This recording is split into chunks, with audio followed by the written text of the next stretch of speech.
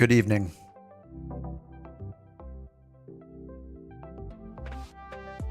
I think I'll use a checklist today. How's it going, guys? What's up, Turk? What's up, Brian? What's up, Logan?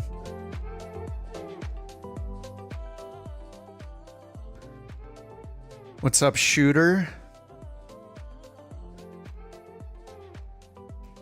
Alrighty, let's go to the SimBrief thing right away. So SimBrief released a in-game panel / plugin, so you can access SimBrief, generate flight plans. You can have it do the world map planning for you after you generate a flight plan. And you can also have it import the plan into the avionics of your plane. Now, that's probably not going to work well with things like, you know, the 737s, especially the iFly one, the PMDGs, the Phoenix. But what's nice, especially I think, is like smaller planes, like the G1000, for example, had a SimBrief import already, but the 530 and 430 do not.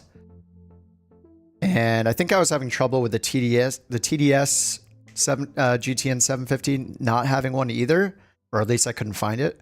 So in all those cases where the avionics don't have a SimBrief import, you can use the panel or plugin to do it. And it looks like this is not limited to people that have a Navigraph subscription. It looks like everybody can use this. So I put the download link in the video description, in the description for the stream. Let me grab that URL real quick. So I put the... I can hear myself because I'm going on my own stream. Here it is. Copy link address. It's dispatch. Yeah, dispatch.simbrief. I'll just paste the URL. Oops. Hey, can I copy that, please? There we go. All right, I just pasted the URL. I'll actually just pin that URL. So supposedly you can go there to download it manually. If you are a Navigraph subscriber already, you can go to the Navigraph hub. No, Brian, all you have to do is install it and then restart the sim. If you had the sim open already, you'll need to restart it. But as soon as I installed it from the hub app, I just opened it and I saw it right down here in the bottom right corner. Oh, is my mouse cursor not showing up? That's weird. Capture cursor is turned on. Oh, there it is. Okay, down here in the lower right, you can see where it says SimBrief. Whoa, what is...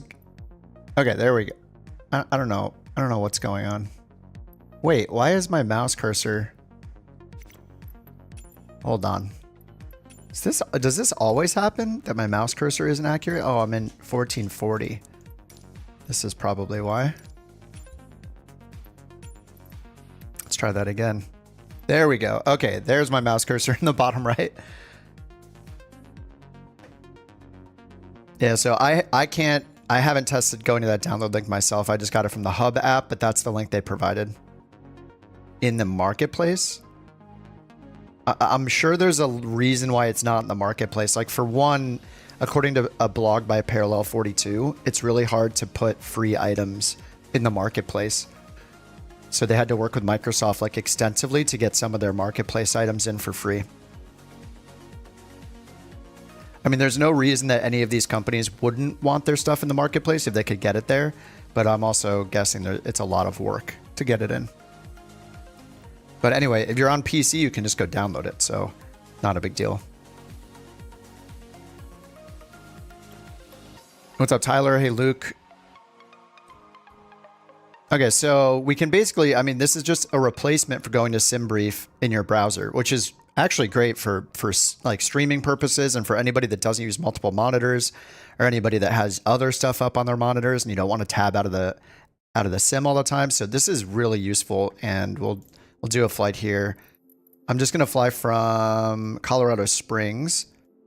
Now what we can do is we can hit SimBrief now and go through everything. The first time you launch it, it'll say that you're not signed in and you'll need to hit the button right here that says sign in. When you hit that button for sign in, it'll have a pop-up window with a QR code and also a link you can click to open the Navigraph website in your browser. And then, you know, go through the process of, you just log in and then you hit approve and then you come back and you're logged in. There's also a button to manage your subscription if you happen to be a Navigraph subscriber. Then a bunch of these are duplicated into the left column here. So this left column, and I mean, pretty much this window we're seeing now will show up in the sim as well, like once we're loaded in the plane. So we can go to new flight, edit flight, view flight plan. So you can go to new flight and type in it. It doesn't look like it syncs both ways. It only pushes from SimBrief to the world map. But if I went in here and typed like KCOS, and actually let's see where we want to go. Do I want to do Phoenix? I feel like we did Phoenix recently. Let's see what's available. Phoenix or Denver look like our only two options. All right, well, let's go to Phoenix. And how long is it to Phoenix? Oh, it's almost 2 hours. Oh no, Denver's too close. We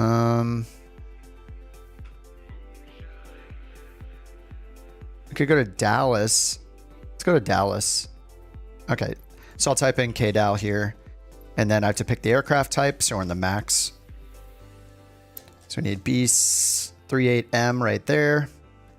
And this just acts the same way it does on the website, except we're in the sim. So it gives us the preview route and all that. The cool thing is, after you generate the flight, remember you have to hit generate flight, just like on the website. And you have all the same options here to change your units if you need to. No, Ryan, you do not. The pinned link in the chat is to download it. And then we can choose our routes down here as well. You just need to be on PC. So once we're done and happy with all these settings, we can hit generate flight, and this will generate it just like the website does. And then watch what happens to the generate flight button. It'll turn into an import button. So we can do this from the world map, actually. If I click import, you'll see in the background, the world map start moving around, flickering as it's doing everything for us. So I see it changing the runway, it's changing the arrival, and now it says it's finished. And if we scroll down and we look at the route it gave us, it goes direct to BRK, Bresh, TBE, PNH, and then JFry 5. So if I go back, whoops. How do we just close this?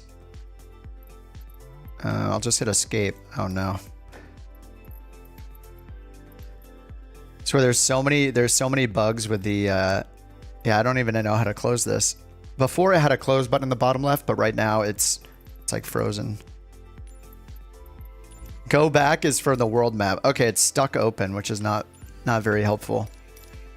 All right, this didn't happen when I tried it earlier, so something is something is buggy here with this bottom toolbar is always buggy for me. So yeah, I can't. It thinks I'm on the world map instead of in the plugin window, so I can't get out of it. All right, hopefully they'll fix that bug. But you can see in the top, it's grayed out, but it shows like JFry. It shows, I can see the route in the corner here if I zoom out really far on the world map. But it's chosen all that stuff for us. So if you want to, click on the plane. Oh, nice, that worked. There we go. All right, thanks, Melvin. So down here, we see that it's pulled that in. It's all grayed out. I think that's because it wants us to go back to SimBrief to modify it. But I notice if you like click up here, it'll change it. So then you could change from a runway to a gate if you want. Now, I'm not expecting it to pull any of this into the iFly flight plan. I doubt that it supports that. I guess we'll try. We'll see what happens. But we're probably going to just programming this from scratch anyway. So unless you really need it to draw the flight plan here on the world map, like say you're flying a more simple plane, then you can do it this way through SimBrief if you want to get the SimBrief flight plan as opposed to the default Asobo generated high or low altitude airway IFR flight plan. Up to you. And then load in. But yeah, make sure you change to a gate if you want to do that instead of loading it at parking. All right, so we're going to load into Colorado Springs. I'm in the MAX 8, and we've got all players on USA West. We got AI traffic off and live weather in time, and then I'm just going to slide it back to daytime. Looks like we got some crappy weather to fly through, maybe. What's up, Galaxy? Hey, Tyler. Hey, Dutch. Brian says, not showing up in the sim despite me installing it from the Navigraph hub. Is it possible your Navigraph hub is installing it in the wrong community folder?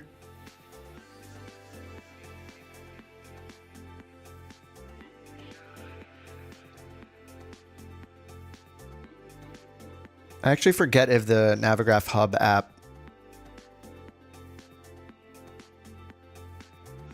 Looks like it like detected it for me correctly. I have a custom community folder location. Can your 2070 Super run the new sim? I would say that if you can run Flight Sim 2020, hardware-wise, you're probably fine to run Flight Sim 2024. The main issue is probably going to be, it could potentially be your RAM. You might need more RAM, and you also might need faster internet. It's going to rely a lot more on the internet for streaming the data in. But from what I experienced in the alpha, and from, I think it was Seb on the Asobo team months ago, was quoted in an article saying that basically people are going to get the same performance as far as their hardware goes. Maybe even better if the multi-threading works better on your machine. But I mean, it's impossible to know until the sim is out, right? We're all just guessing. I personally would wait to buy anything new until the sim is out. Like if you can be patient, wait for the sim to release and then try it, that's going to be the best option, right? Okay, so once we're here in the sim, I'm going to go ahead and turn on the top toolbar. I use Flow and I disable the top toolbar, but I'll go ahead and turn it on real quick. So if you have the default toolbar at the top, you can see this page icon shows SimBrief Dispatch. So you can click that to get the same window we saw on the world map, except it's in its own window now. So we see the same exact thing, home, new flight, edit flight. So because I've already created a flight, generated one, I'm just going to hit view flight plan. View flight plan always pulls in your latest generated SimBrief flight plan. So I'm actually going to end up refreshing this because I will be using, that's weird. Did it change the time of day? I'll be using New Sky.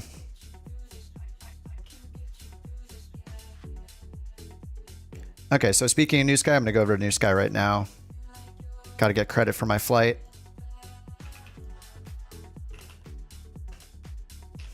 All right, K cost to K DAL in the max.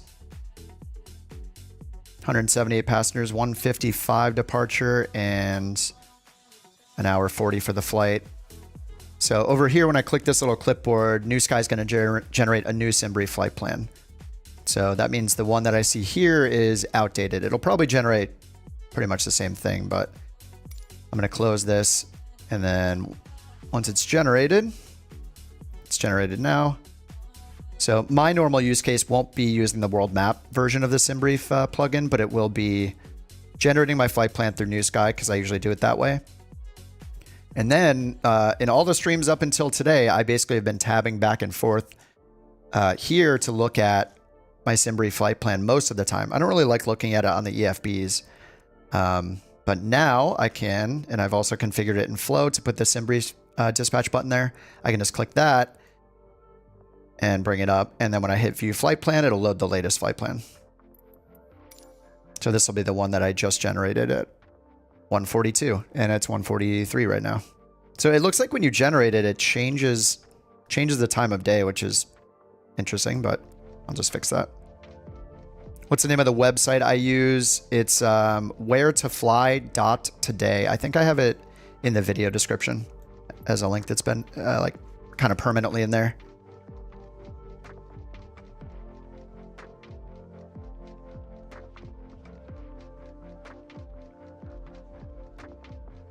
All right, so now I'm able to do this all on one screen. I can bring up my performance and payload chart, go to my weight and balance, and set all this stuff without tabbing back and forth. Oh yeah, thanks, Turk. Yeah, that's the link, the one that Turk just put in the chat. So I don't have to tab back and forth to my browser or going over here to do this, or if you're accessing it through an EFB that allows it, like say the fly-by-wire one or the Phoenix one, where you can look at the flight plan, the OFP from SimBrief, you also don't have to do that anymore. You can just move it to the side like this, go to performance and payload or whatever you got to do, and that goes for here and over for your MIC2 or your FMC when you're programming it. So let's go ahead and get our GPU on first.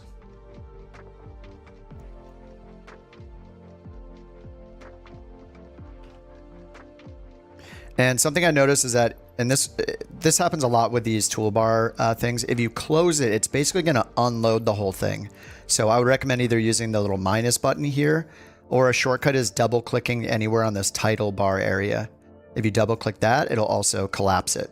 So instead of closing it, just double click it and move it out of the way if you have to, like this. Otherwise, every time you exit out and then reopen it, it's going to reload the whole thing. So you can save yourself some time by not doing that.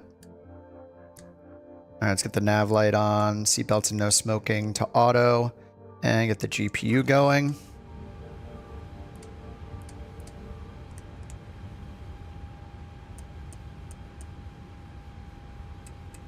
All right, 9 minutes for alignment.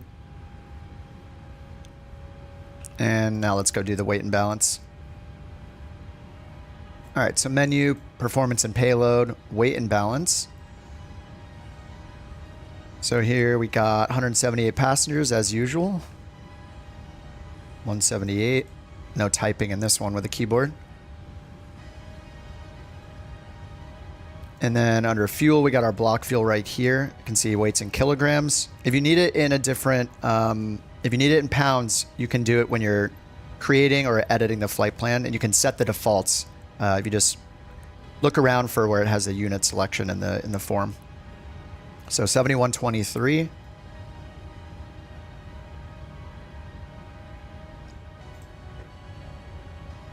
All right, and then if I want to go into the details and put in things like my taxi fuel, I can do that. The OFP is right down here. It's pretty tiny, but I can kind of read it. So we have our taxi fuel 191, and then our planned trip fuel 3610. Okay, so we're gonna set the fuel. Done.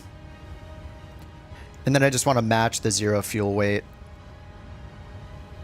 So estimated zero fuel weight is 63,217. So I'll be very precise here. 63,217. So we got 6822 minus 63,217. So we need 2395. So we'll put 1,000. Okay, so that matches 63,217 fuel weight. I don't know the ratio here. It looks like we tend to want a bit more aft, so I don't know. Hopefully that's fine. All right, so we're done without even tabbing out, which is great. And then you can also get things like weather from here too. So if you just browse along these left side buttons here, you can see we got weather and NOTAMs. I think, does it give that to us down here? I mean, we can go through the OFP to find this information if you're familiar with looking for this stuff down here. We can look for like takeoff, and we can look for all the ATIS information, or you can click weather and NOTAMs. Now, these tools like weather and NOTAMs and performance and tools, when you click them, they will not bring in the flight plan automatically. So you always have to hit this populate button at the top. So if I hit populate here, it's going to put in our departure, arrival, and alternate automatically right here. And we can just hit search. And now we have 3 boxes here, one for each of those airports. So we can pull in Colorado Springs. You can see the latest ATIS right here, 54 minutes old, so it's probably going to get updated in the next 10 minutes or so. But we instantly have our elevation, the type of weather it is VFR right now, and our transition altitude and level. Pretty nice. That's going to be helpful for international stuff, outside the US, that is. Okay, so let me set the payload over here, and then hit complete. And then we can do our takeoff. So I'll go ahead and let's go ahead and do the FMC first. Go back to view flight plan. And I'll just tile it like this. So the SimBrief import is already available here because, you know, this plane and like the Phoenix, the fly-by-wires, the PMDGs, they're all going to have a way to import your SimBrief flight plan here already.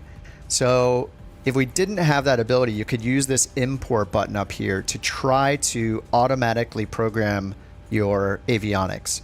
I did try this earlier today with the GNS 530, and it worked. I did it in the Turbine Duke. The 530 does not have a way to import SimBrief flight plans. And actually, I think unless you're a subscriber of Navigraph, you don't have access to the G1000 and G3000 plugins from Navigraph. So I think this is going to make it so you can use this import button on all those Garmin units and get your flight plan programmed in automatically. The 530 also even imported a departure procedure, so it seemed to work pretty well.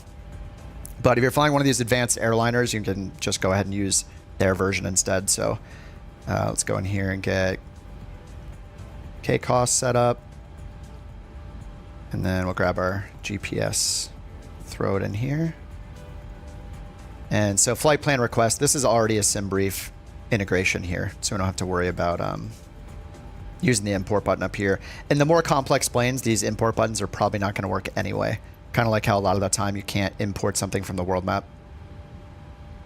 Oh, you fixed it, Brian? Nice. Brian says if the SimBrief button doesn't show up for you, you need to update flow. That is so weird. Oh, Brian, are you saying that was it showing up on the world map for you? Is this their response to the upcoming flight planning? Probably. I mean, it makes sense. I don't think SimBrief is. They might take a little hit. I don't know. I mean, the big thing, like this is really good for SimBrief. People who already use SimBrief, they may not even try to use the built-in tablet. But Navigraph, I think, is probably around to stay. Just because Navigraph's giving us Jeppesen charts, and I don't know how much I'm gonna like the Lido charts. We'll find out when the sim comes out, but so many of us have gotten used to using Jeppesen charts. And from what I know, a lot of private pilots that use ForeFlight and stuff like that, they prefer Jeppesen charts over like FAA charts in the US. So yeah, maybe some people will be like, you know, I don't need that Navigraph subscription anymore. Instead, you know, I'm okay with older nav data and I'm going to use the Lido charts. It's a totally legit, a total possibility. Okay, we got KCOS to KDAL is in there. Let's go to performance init. And let's pull in the winds and stuff. So we got winds 213 at 5.3. Throw that in the cruise winds. ISA deviation is positive 10. So we'll just put in a 10 here. And that gets our top of climb, air temp. And the reserves. I will never forget to put the reserves in again. So down here we'll find our reserves, 2766. Let's do 2.8. Cost index is 60, which matches what we have right here, 60. And then gross weight. We already have it loaded, so we'll just click to pick the gross weight. Okay, now we can go N1 limit. So if I want, I'm going to use the tablet, but if I wanted, I could go down. I could either go into the OFP down here to find our takeoff performance stuff, or I could click performance, populate from this current flight, and then scroll down. You can set some options here like flaps, thrust, bleed settings, anti-ice. They're all on auto, but I can populate the weather to refresh it if I need to, and then hit calculate. There's also like, you can turn on if you're going to do flex temp or not. So if I don't want to use flex, I can turn that off. Anyway, when I hit calculate, we'll get their recommendations for this plane. This pretty much only works in bigger planes. Like you're not going to find like a Turbine Duke or a smaller plane in here. But for the larger planes, you can do this. So it's expecting flaps 5, assumed temp 18. So if I want to use the SimBrief one, I can do that here. Full takeoff power, flaps 5, I can do that here, but I'm going to go ahead and use the takeoff performance calculator here because we have it. All right, so copy FMC data. And let's see, what runway are we expecting? I'm going to bring up BeyondATC.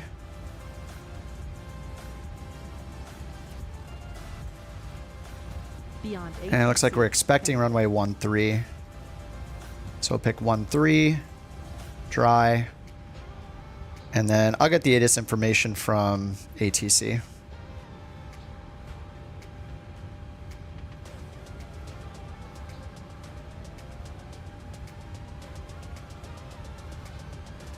Now let me get Volanta in the corner. Brian says it wasn't showing up in the world map until I updated flow. That's so weird. Okay, good to know. Yeah, I guess my flow is up to date. is like I have flow through the marketplace, so mine was not updated in the last few days. All right, let's grab the ATIS. Tree 5 right, tree 1. Advise on initial contact you have information. Sierra. City of Colorado Springs Municipal Airport information, Sierra. 1605 Zulu. Wind tree 00 at 4. Visibility 10. Few clouds at 4,000. Temperature 01. Dew point -04. Altimeter 29904. Landing and departing runways tree 5 left, tree 5 right, tree 1. Advise on initial contact you have information. Sierra. All right, we got Sierra. So it looks like 1-3 is not in use right now. So let's go. Let's get our clearance and then we'll edit our flight plan. Let's go ahead and grab the clearance frequency.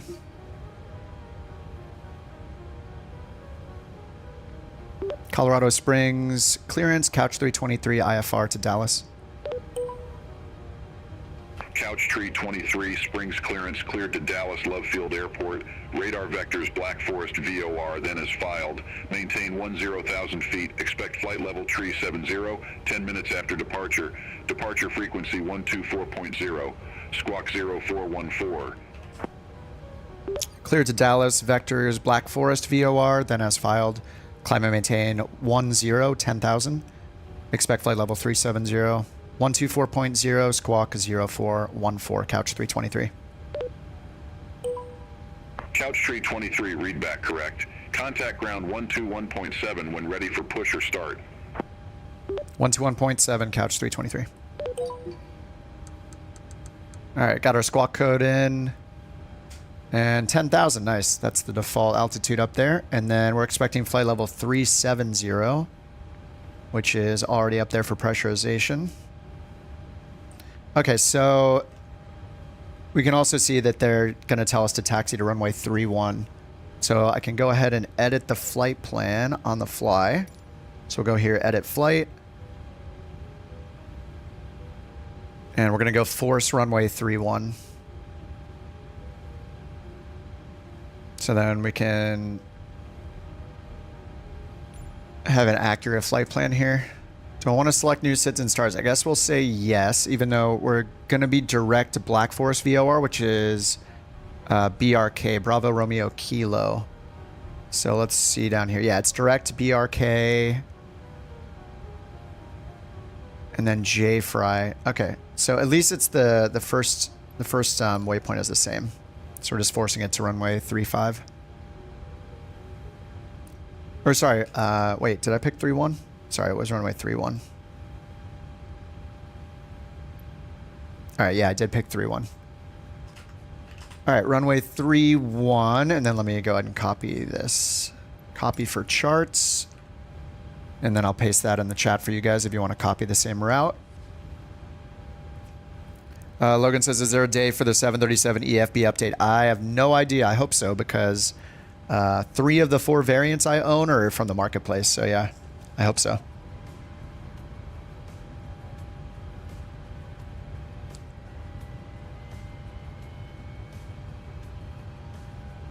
All right, so let's just check if our fuel has changed significantly. 71247086. All right, so we're good on the fuel. So let's go back to the takeoff. All right, takeoff performance, and we'll put in the ATIS information here. Winds are 300 at 4. Temperature 1 and altimeter 294. Flaps 5. Packs on. Anti-ice. Anti-ice probably should be on. It is 1 degree. So if I go to performance, we can see probably it recommends anti-ice on. No, it says anti-ice off, flaps 5. Okay. All right, anti-ice off, flaps 5. Full takeoff, and All right, we're good. Oh, that's runway 13. Runway 31. Dry. Calc. All right, so yeah, the selected temp here is 41. Assumed over here is 18. So yeah, I'm gonna use the EFB. All right, so 41 and 5.3 on the trim. All right, so 4-1, full takeoff power. Flaps 5, CG, 5.3 on the trim. And we'll accept all the V speeds. All right, departure. Runway 31. And we're direct. On the arrival side, we need... Let's see, we're assuming 3-1 left in Dallas. LS 3-1 left. With the J-Fry 5 and the Stanley transition. J-Fry... Stanley. Okay, and then our initial heading is 019. It's pretty nice. I mean, I really like being able to do in the sim and tile them right next to each other. Because every time you bring up your browser, if you don't have it on another monitor, like, even if you have it on another monitor, you have to keep turning your head right, left, right, or whatever. Look from one monitor to the other. So it's really nice to be able to tile them. So I kind of like it. What did I say? 019er. All right, 019, and then our V2 speed was 151.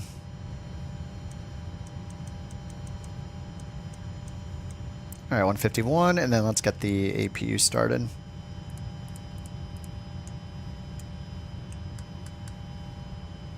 Anti-collision before I forget it, and then let's get our permission to push. Colorado Springs ground catch 323 ready to push and start. And Coach start. 323, Springs ground, pushback and engine start approved. Face north. Push and start approved, face north, couch 323.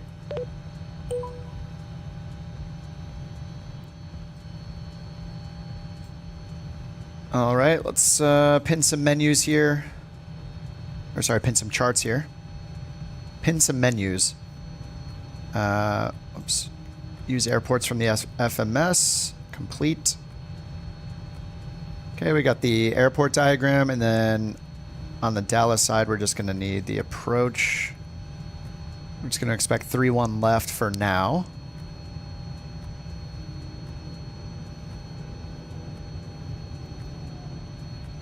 Where is 3-1 left? Oh, this is Colorado Springs. Whoops. Cancel. Dallas. Edit. Approach. 1-3, 3-1 right, 3-1 left. Okay, we got an ILS 3-1 left, and then for the arrival, we got the J-Fry 5, our nav arrival. Okay, complete. Alright, no idea where we are, but yeah, where are the gates here? Are we at... There's North GA. I don't even know where I picked. Oh, there are some gates. I guess I'll just use, yeah, I always forget about using Flow for this. Flow is so good for this because it has all the runway names and the taxiways and stuff. Alright, they said we're good to push and start, so let's get the pushback tug connected.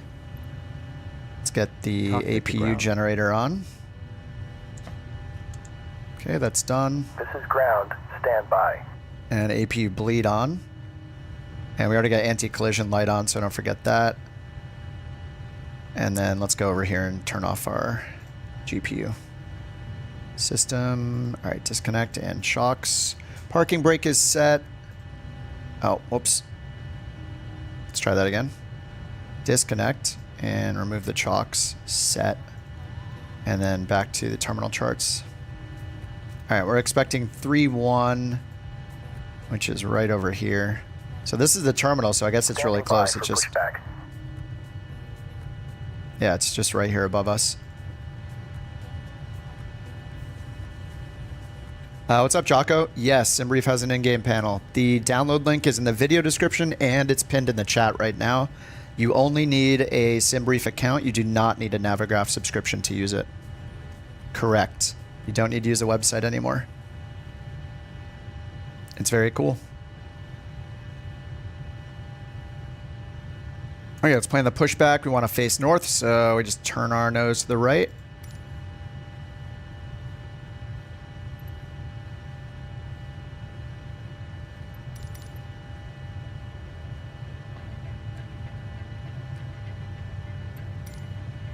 All right, start pushback. Cockpit to ground. Parking brakes off. Go ahead. And I don't think we have any Cleared for center start and fuel. No center Okay, fuel. cleared for push start. Please release parking brake. Parking brakes already released. All the Parking fuel brakes pumps are are on. Center fuel pumps are off. Bleed is on. And let's go Commencing engine pushback. 2. You can start the engines in sequence.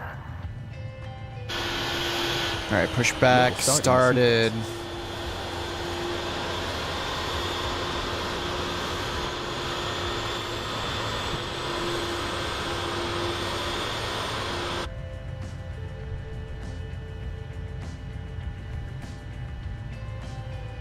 All right, still motoring on engine 2 right now.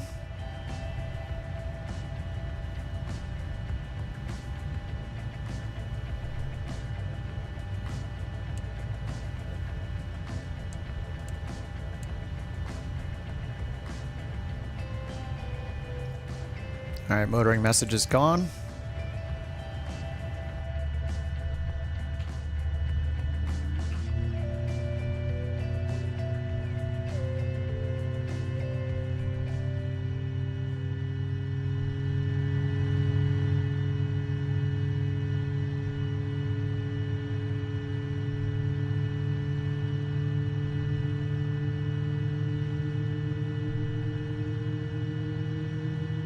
You like the used look of the iFly? Yeah.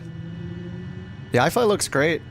I think the PMDG might have like dirtier wings, like where the flaps extend and stuff like that, but yeah, overall I think they're both awesome. All I want is better fixed cameras, that's it. I'm probably the only one that wants those things. Alright, just set 2994 for our altimeter. Alright, we can start engine 1 now.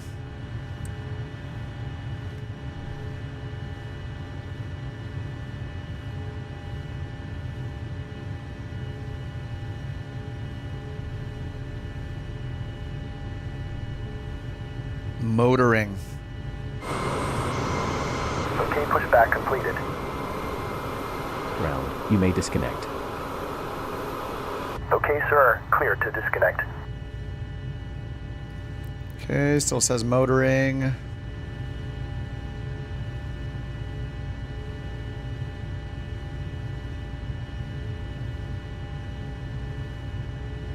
All right.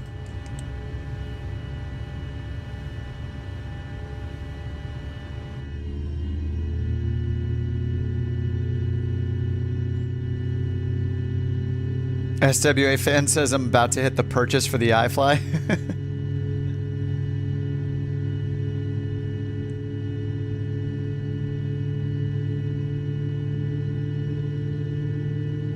I think the only things people have complained about is like the EFB. Some people don't like this old school looking EFB that it has.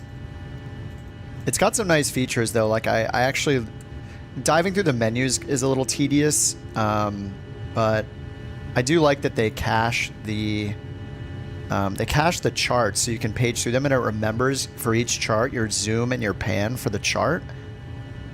I'll probably do that later as we get closer to Dallas.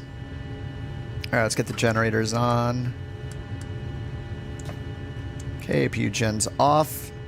Packs on. ISO valve auto. APU bleed off. And APU off. All right, we're good. Seatbelts on. And we got anti-collision on. Taxi to auto. Altimeter 2994. All right, still 2994. So information tango, I think they said. All right, so as filed, so we're going to get vectored, so we're going to fly runway heading first. So let's get flight directors on. The auto throttle arms, heading select, and VNAV. 10,000, 151 for our speed. Let's get brakes set to RTO. Let's get flaps set to 5. and the trim is done automatically.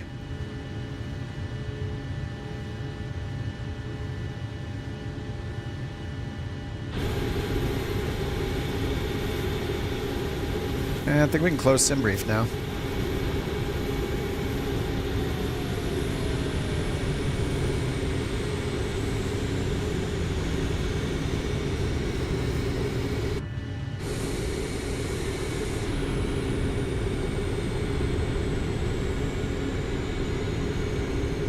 Alright, flight controls are good. And let's get our taxi. Ground, Couch 323 ready to taxi with Tango.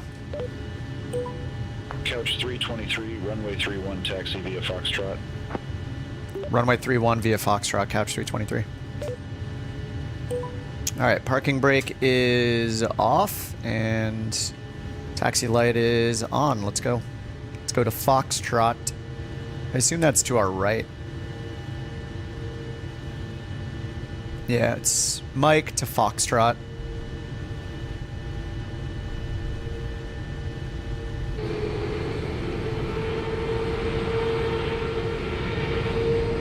You love the EFB? I think it's pretty cool.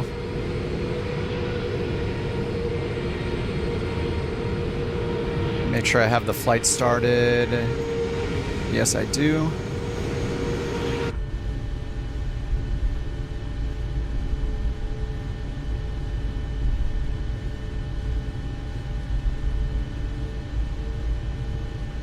All right, flaps 5 is indicated, and we're gonna get vectored.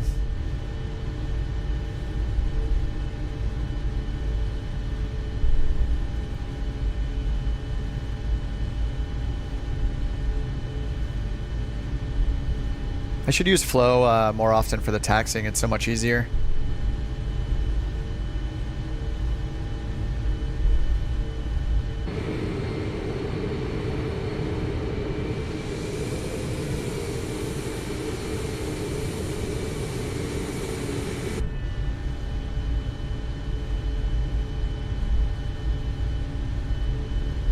Yeah, that bend is pretty weird, huh? And there's no SID though. Oh, it's because the VOR is right. Oh yeah, why is it doing that? We have no SID. It's just direct BRK, and it has a little bend there. Couch 323, contact Springs Tower 119.9er. But we're gonna be on a heading anyway, so we'll be off straight this direction instead. The co-pilot talk because I didn't hear the frequency. Couch 323.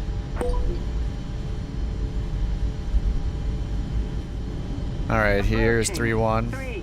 Let's get traffic and data on. Here's 3-1. All right, parking brake is on, and get these to continuous. Colorado Springs Tower, Couch 323, holding short runway 31, ready for departure. Couch 323, Springs Tower, wind 280 at 6, fly runway heading, runway 31, cleared for takeoff. Fly runway heading, runway 31, cleared for takeoff, Couch 323. Alright, traffic is on, TA, RA is on. Let's give it a quick takeoff check. It's good.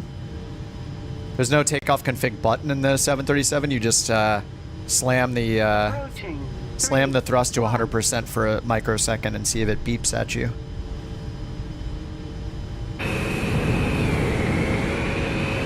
Alright, here's runway 31, and they said fly runway heading. I did not update this. Should have gone the other way around.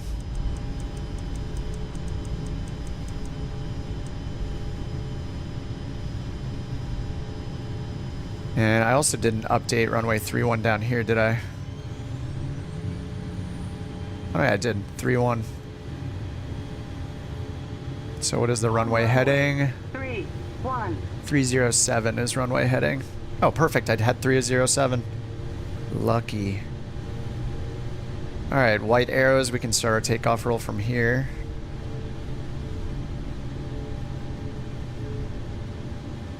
Alright, we got cleared for takeoff. Let's get the clock started. 50%. Auto throttle, VNAV, and heading select. All right, let's press toga. Brakes are off and full throttle on my lever just because we got to do it that way. All right, N1 toga VNav. Let's try heading select again. There we go.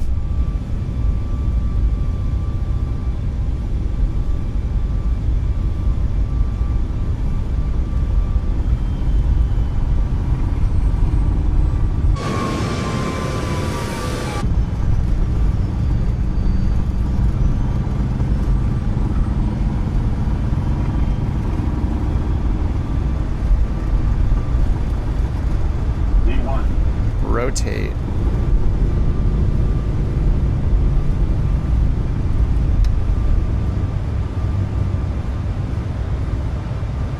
Okay, gear up.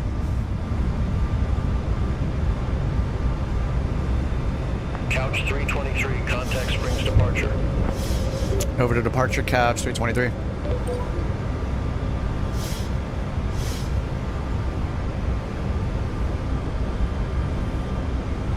Departure couch 323, 7,000 climbing, 10,000, 307 heading. Couch 323, Springs departure, good day, radar contact, climb, maintain flight level 180. All right, autopilot on. Climb, maintain flight level 130. Wait, say again, couch 323. Couch 323, Springs departure, good day, radar contact, climb, maintain flight level 180. Climb, maintain flight level 180, couch 323.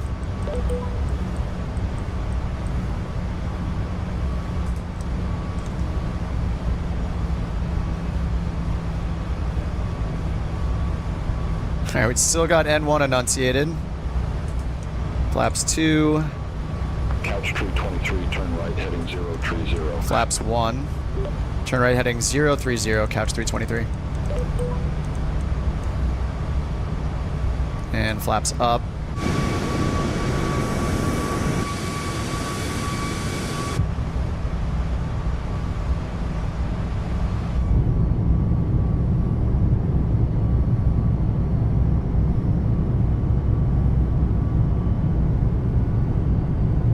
Oh, the max will be free. Yeah, the max that'll be free is the one that Asobo and...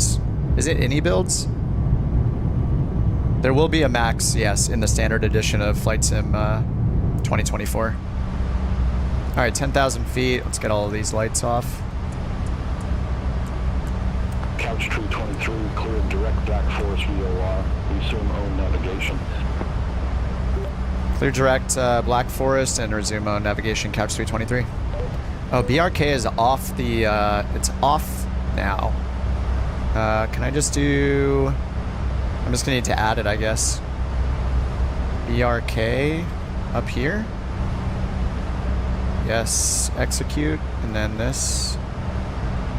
Okay, there's BRK, LNAV. We kind of flown past it this way a bit, and then it like took it off. So anyway, we're direct BRK. Resume on nav, 18,000, 280 knots. Flaps are up. Get the brakes off. All right. Going.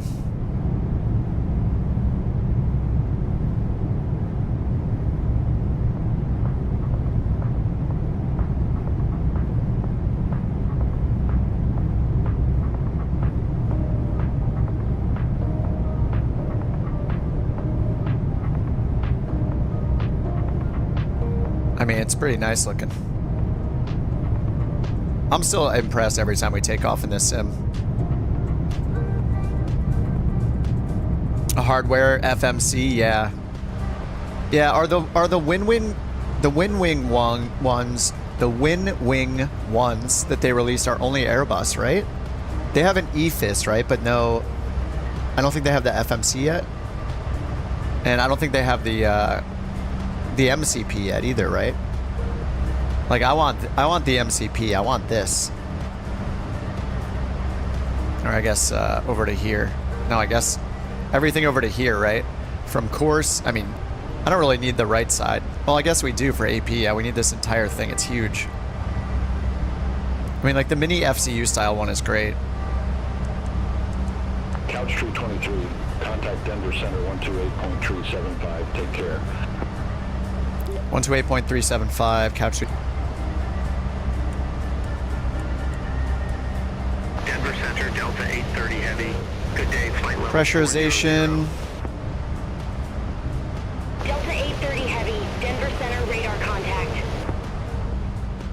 Wait, are we pressurizing? Yeah, okay, I have the packs on auto. Yes. Just, not climbing too much yet. It's like barely. ISO valves on auto, auto. Leads on. Yeah, it looks like it's climbing. All right, 1,000 to go. Denver Center, couch 323, flight level 180. Aircraft calling, say call sign. Couch 323. Couch 323, Denver Center, climb maintain flight level 370. Climb maintain 370, couch 323.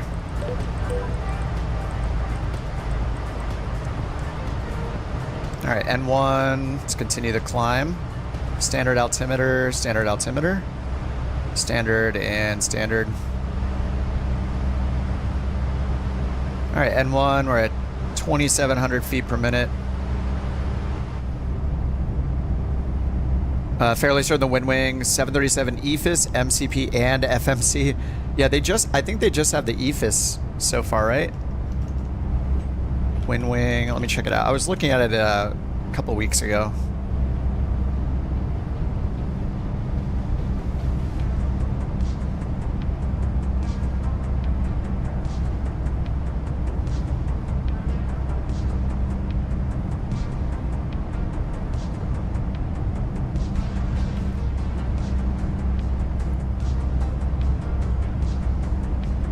Let's see if this works.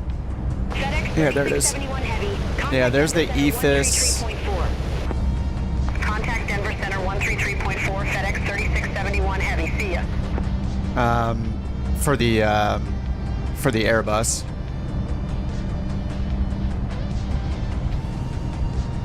And then the FCU for the Airbus. Yeah, they don't have it on the site yet, huh?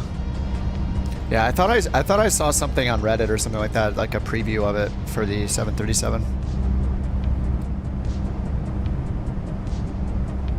Cockpit Masters makes an FMC. I think I don't know if I would want the autopilot or not. Like I already have a couple shortcuts already, like two encoders and a five-way position, like rotary switch, kind of like the Bravo has. I have the same thing on my Sharka, my Verbal Sharka control panel. The mini FCU looked really nice. But this, I don't know, how small can they make the MCP? I don't know how small, how compact they can make this.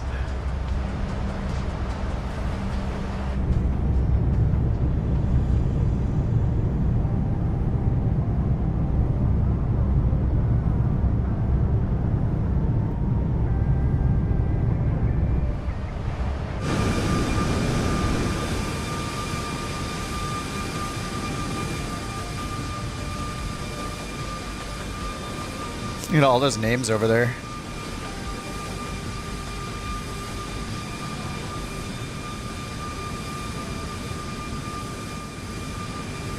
We got so many Boeings out here. 56, flight level 370. Logan's in the 737-600. Looks like Trojan's in the 800. But then we got Luke and Chase are in the Airbuses, the 319 and 320. Raccoon's in the Honda Jet. Austin's on the ground back there, it looks like. So is Jewel, I think. Can't tell what Jewel's in. Is he in the 3... Oh, he's in the 380. I think Jewel's in the 380 and Austin's in the 600. Brian says hello from 15,000 feet above you. Oh, yeah. Oh, there's an F-16 up there, too. Is that F-16 following you, Brian? Brian's already at 33,000 feet. All right, we're at 25,000, only climbing at 1,500 right now.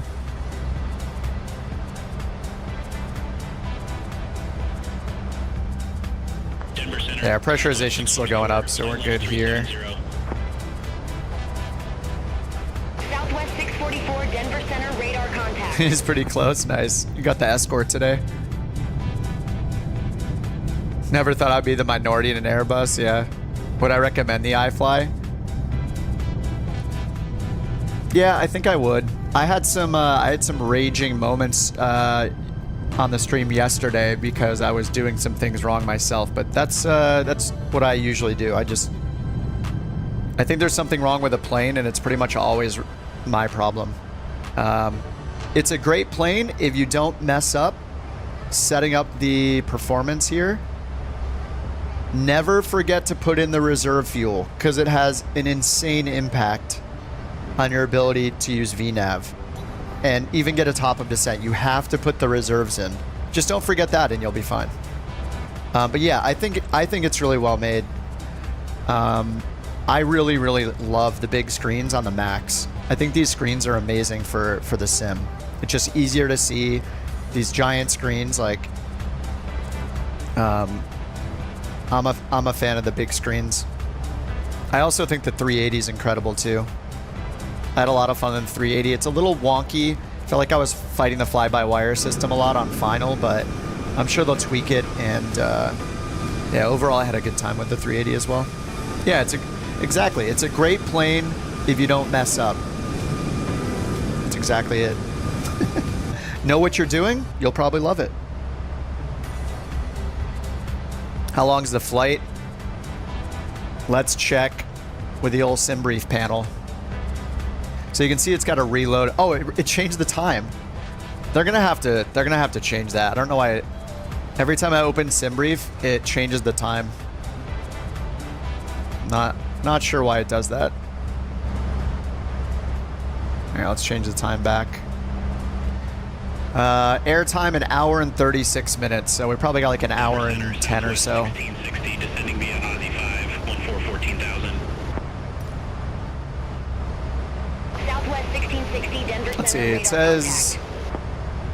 thinks we'll get there about 1852. Contact Springs approach 124.0. Contact Springs. So like an hour and 15 minutes. We'll probably use a 2x acceleration once we get up there to cruise. We got 7,000 feet to go, 8,000 to go. Tree 23, contact Denver Center 133.4. 33.4, Couch 323, bye-bye.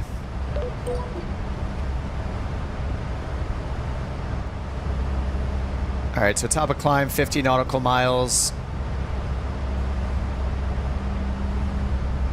Denver Center Couch, 323, flight level 300, climbing 370. And let's bring up the SID. Denver Center, roger. So here's the cool thing about this EFB. We have 3 charts we're going to reference on our way in, right? We have the star. So I'm going to go ahead and zoom in here on the star like this. Then I'm going to hit cycle view. You can see once we choose Dallas, we had 3 charts pinned for that, 1 out of 3. So we can hit this cycle view button to go between the 3 charts. After it loads the chart, it's going to hold it in memory so you can instantly flip between all 3. And you'll see that as I pan this one around and hit cycle, as I come back, it's in the same spot, the same zoom level, which is really nice. Pretty much all the other EFBs, I don't think any of them remember the position or the zoom. Usually when you click one, it will reset and reload the whole chart. So I think that's a unique feature of this EFB. I don't think I've seen other places. So I can zoom this in, like we're anticipating 3-1 left.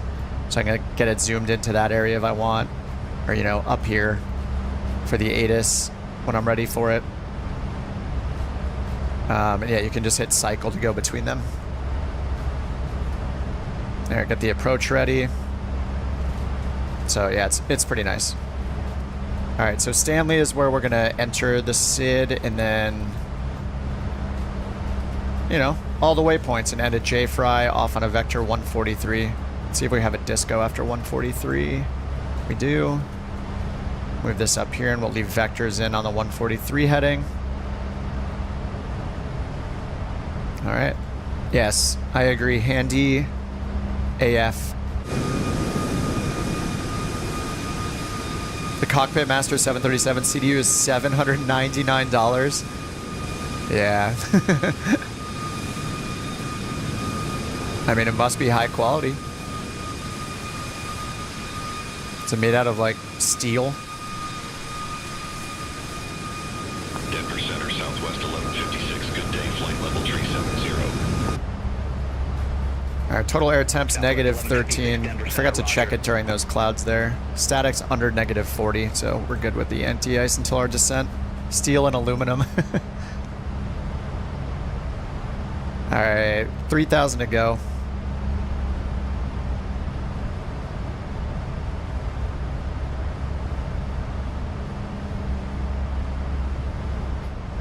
Denver Center, Southwest 644. Good day. Flight level 370. Southwest 644, Denver Center, roger.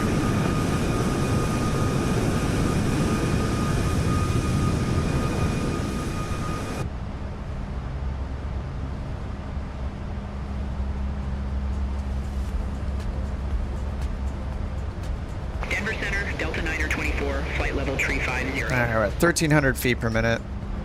Delta 9er 24, Denver Center, roger.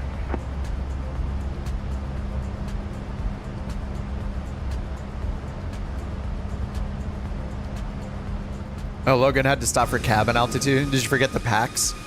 Or forget to set the cruise altitude? It's nice. In the MAX, there's a few things that are automated in the MAX. You can turn this stuff on in the NG version, the PMDG 737s, the 3rd gen ones. You can go through the CDU and turn on these options in the config for auto probe heat. I think technically I'm supposed to have it on. Auto is like a fallback in case you forget, but you can turn on auto probe heat. Another one is this doesn't have it, but I don't know if you can turn it on actually. Maybe you can here. You can turn on an auto mode for the engine starter switches as well. The MAX has an auto position for the taxi light, so if your landing lights are off, the taxi light is brighter, I think, and then if your landing lights are on, the taxi light dims automatically. I believe that's how it works. And then when you load in your flight plan in the MAX, it automatically sets your cruise altitude and your landing destination elevation as well. Whereas you have to do these manually in the PMDG version. And same goes for the trim. When you do your takeoff performance, you can turn it off, but it'll automatically set the trim precisely for you. Because you can't really precisely set it with this. Like, you don't get a digital readout. So you just kind of have to eyeball it, do your best, hope that you get it mostly right. But there's an option that's on by default in the iFly where when you do the performance takeoff, or the takeoff performance, it'll automatically just rotate the trim for you to the right position. So that's pretty nice. All right, leveling off at 37,000.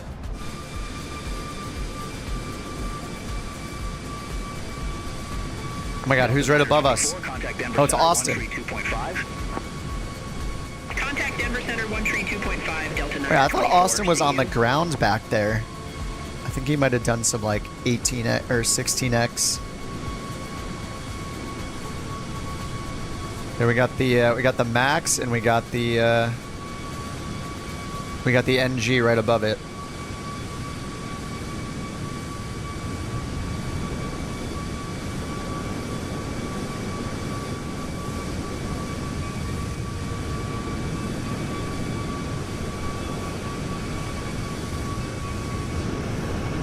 Can you disable the cabin for performance?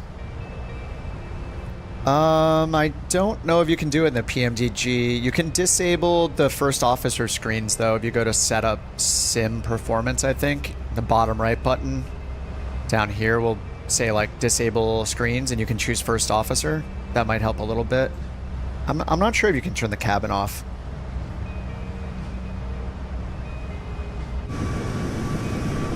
They want that screenshot in Discord? All right. I can share it. Let me grab it right now before, so I don't, otherwise I'll forget later.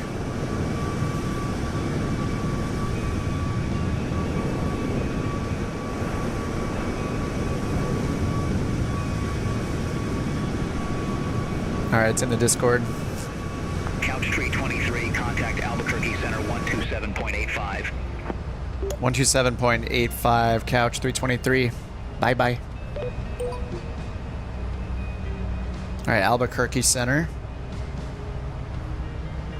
It's our top of descent.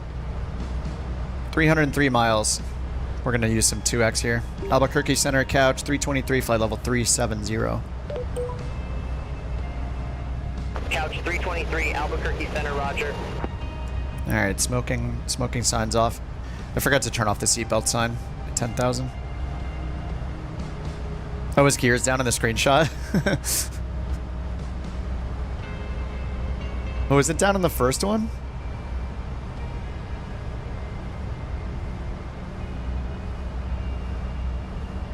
Oh yeah, it is down. Yeah, I can see it. Oh man. But if he was on final about to land, there would be no landing gear at all. But you know, because he's midair, the gear is down.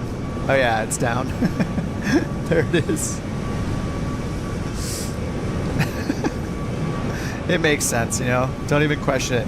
When you're in the air, the gear is down. When you're about to land, the gear is up. Albuquerque Center, American 1835, flight level 370. American 1835, Albuquerque Center, radar. Yeah, I don't think we've seen the water waste on this. Not yet on the 737. Oh wait, did they update it for the MAX? Maybe they didn't. I forget. I'm not sure that I checked. SimFX. Is this immersion pack?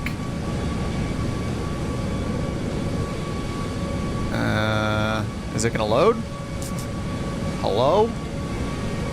SimFX? Maybe the panel's like off the screen or something. Let's try this. Default toolbar. SimFX.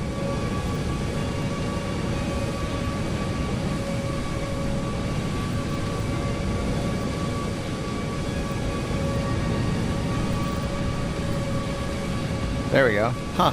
Weird. Oh yeah, it is immersion. Okay. Yeah, they updated it to work with the Max, I guess. Or maybe it worked immediately. But yeah, this is a lot of effects we get with the immersion pack.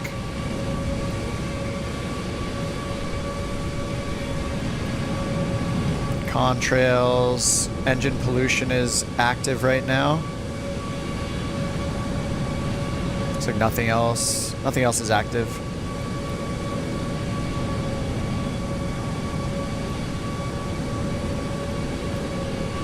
I have it on performance mode.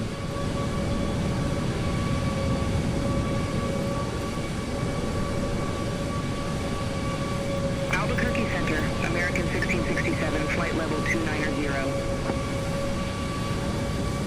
American 1667, Albuquerque Center, roger. Seagull's stoked. Yeah, November 19th is going to be pretty amazing. Speaking of which, what's the countdown at? 14 days, 5 hours, 21 minutes, 34 seconds, 33 seconds, American 1835, 32. contact Kansas City Center 14 days. 134.0. Have a good day. Well, tomorrow's Tuesday, so that'll mark the exactly 2 weeks away. RNAV 3-1 approach it. Dallas is cool. Oh, you make your turn over downtown Dallas. All right, we should set up for the RNAV 3-1 then. All right, let's edit the Dallas clipboard, pinboard, and grab the 3-1 approach, RNAV approach. So it's on page 2. RNAV RNP 3-1 left. RNP Zulu, RNP X-ray. Oh no, there's just this one, okay. Oh no, we have a Yankee. Oh, that's a GPS. Okay, this is the only RNP. Okay, complete. So that's how you edit the clipboard. And the difference is down here, you have to choose which airport first. I wish it was easier to do this, but yeah, it's fine. So yeah, like when you take off, I have 1 of 1 right now. So if I'm here, I only have the 1 for Colorado Springs. So I have to go to menu and then go to the chart clip, switch to Dallas. And then you could edit the clip if you want to choose what's in the clipboard. And then after that, we can click one of these. So, and now we'll get the 4 out of 4. So this is the one chart it didn't load before, and we can still cycle through. Look, even switching back to Colorado Springs, it still remembered the position and the zoom of all these other charts from Dallas. All right, so here's the RNP. Yeah, downtown is it right here, the initial or intermediate fix down here called downtown. So we compare that to the ILS. Yeah, we just have this miles one, so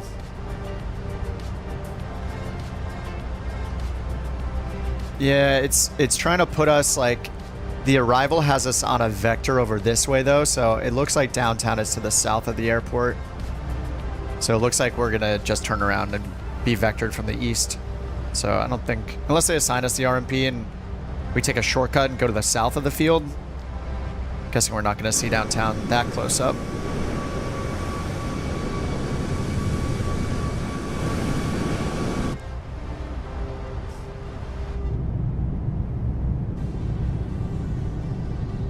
I think I need to turn up the en-route traffic. I have my BeyondATC settings pretty low. Let's see. Yeah, I have the en-route density set to 2. Albuquerque Center, Air Shuttle 6221, flight level tree 00. Air Shuttle 6221, Albuquerque Center, radar contact. All right, I just changed it to 3. Albuquerque Center, American 2428, flight level 260. Funny, just as I said it, we got a bunch of traffic. American 2428, Albuquerque Center, radar contact, continue climb to flight level 270. Continue climb to flight level 270, American 2428. All right, do we want to do, we should do a little 2x, I guess. We're at 251 miles, so let's go ahead and do the 2x. I don't even know, how do we do that in this one? Is there a 2x in here? Good day, Albuquerque Center, American 1099, descending via Victory 2, flight level 329er. Is the 2x down here? Albuquerque Center, radar contact. It's under menu. Albuquerque Center, Air Shuttle 6221, good day, flight level 3. I forget where the 2x is. Do you guys know? Air Shuttle 6221, Albuquerque Center, radar contact. Where is Air it? Shuttle 6221, Albuquerque Center, expect Aussie 5, runway 35 right. I think I used it before, or do we just do it through the sim? Through the sim itself? Does it not have its own?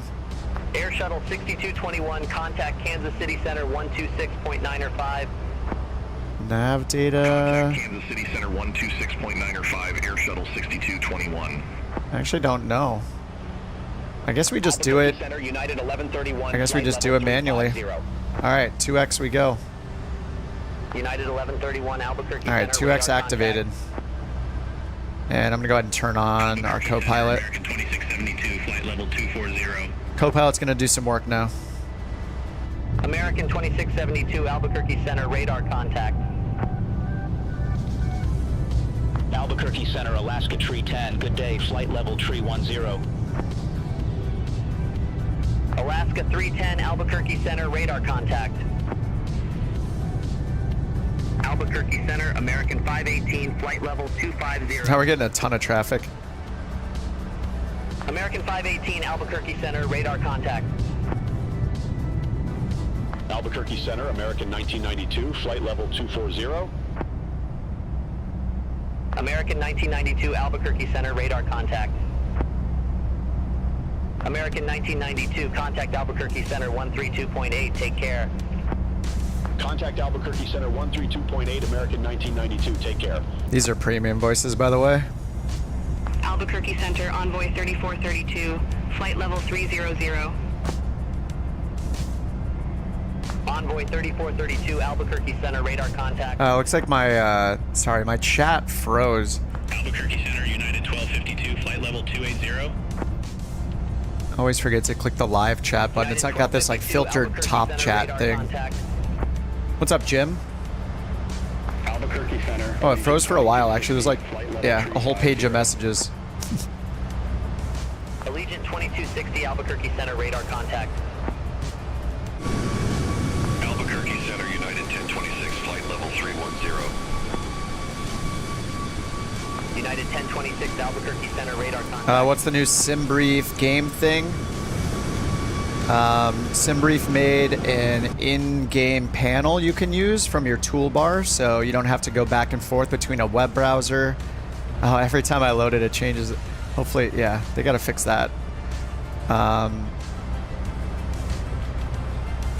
Albuquerque Center, But you can now do your SimBrief flight plan from the world map, hitting the SimBrief button in the bottom right, or you can do it in the in-game panel like this from the top toolbar.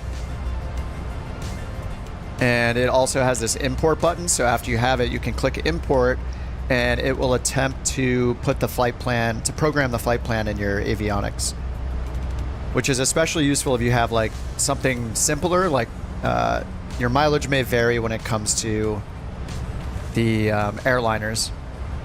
Yes, all you need is a SimBrief account. You need to be on PC to download the plugin, and there's a link in the video description and pinned in the chat right now.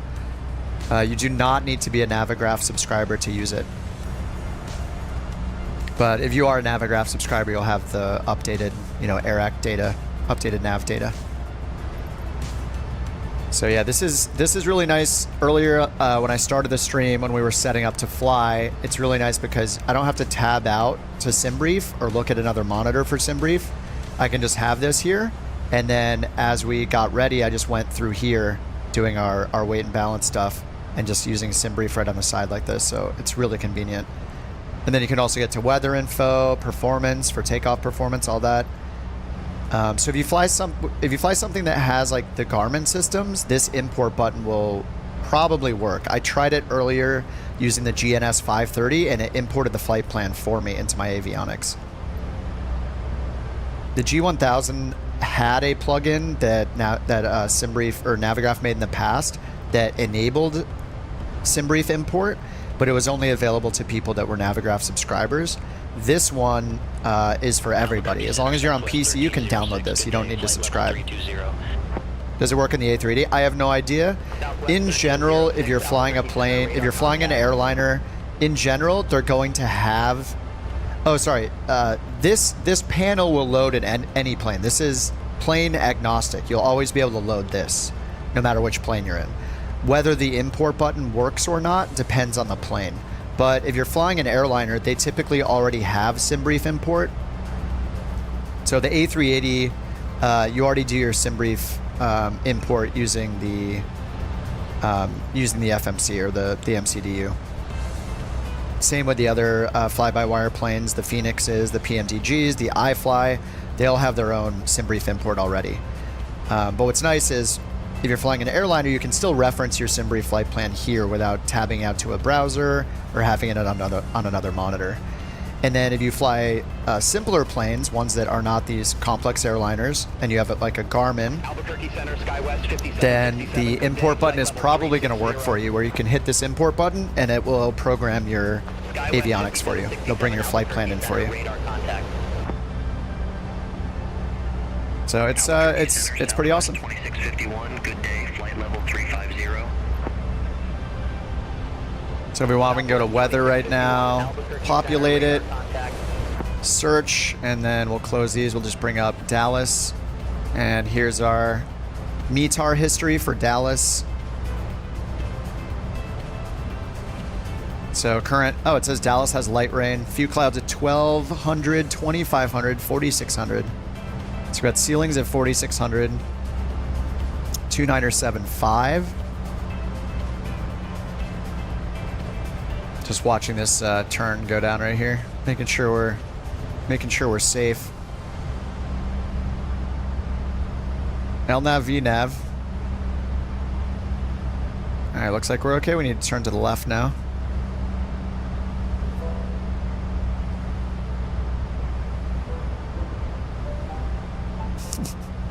Just making sure to watch this thing do what it's doing. Yeah, and then if we scroll down, we can get the ATIS as well. So we have the METAR up here, which is nice. The ATIS is nicer, so we can grab the ATIS down here from different sources. It's got VATSIM, it's got Real World, and then we got NOTAMs as well. Doesn't handle time Excel really well. Oh yeah, that's what's happening right now, isn't it? Yeah, looks like I need to go back to 1X for a little bit. Albuquerque Center, United Tree 10, flight level tree 10. United 310, Albuquerque Center, radar contact. Oh, that's cool. I don't know what that is. Anyway, we got our METAR here if we want it. We're gonna use ATIS though. Yeah, I think the coolest thing about them releasing this panel is that people that are not Navigraph subscribers haven't, and those that use Garmin's haven't been able to import their flight plan into the G1000, and the G3000. That's been available for Navigraph subscribers for a bit because Navigraph made a plugin for that, but you didn't have access to that plugin unless you were a subscriber, because they give you an app called Navigraph Hub that updates your AirAct data, your navigation database, and installs plugins, installs the G1000, G3000 plugins. If you do subscribe to Navigraph, you can just open Navigraph Hub to install the SimBrief Dispatch, they're calling it, that window I just had up, or the dispatcher.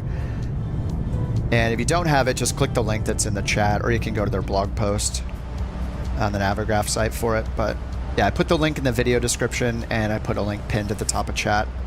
Southwest 2651, contact. But yeah, people have a good one. People that are not subscribers now will have the ability to import it into the Garmin's. Albuquerque Center, Alaska Tree 36, flight level tree 70.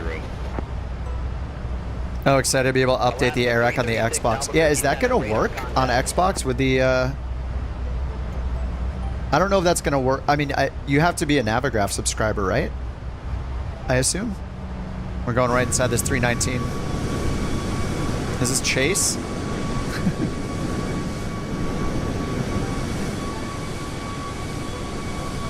Oh, Luke's right behind me too in the 319. Or maybe that was Luke.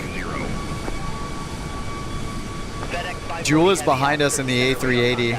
He's cruising.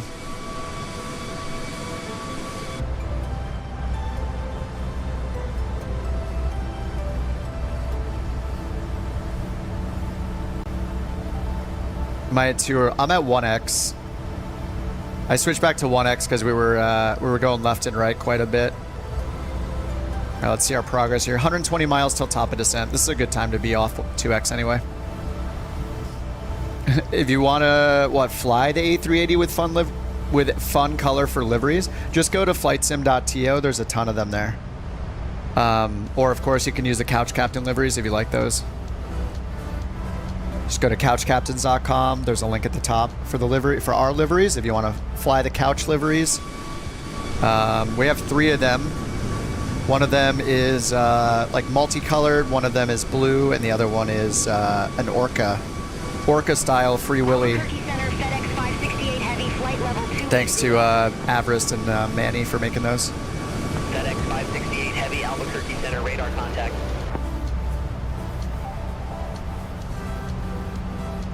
Oh, Jim says, whenever I loaded a flight plan into a flight using Flight Sim load page, all the waypoints show up as user. Oh, like if you do it from the world map? How do we get the ideas for liveries? It's really just up to the livery makers. I mean, we have kind of a formula. Like, we always have couch on the side. These assets for the couch-like logo. And then a lot of them have our emotes on them for our badges. So these are like the membership badges and the website URL. The rest of it's just pretty much up to the livery maker. Like Av, when he made this one, he put in a little couch logo on the tail. Sometimes we have couch on the side. Sometimes there's an emote on the tail, one of the badges. He's got like a butter emote on the bottom. You know, just emotes from the channel.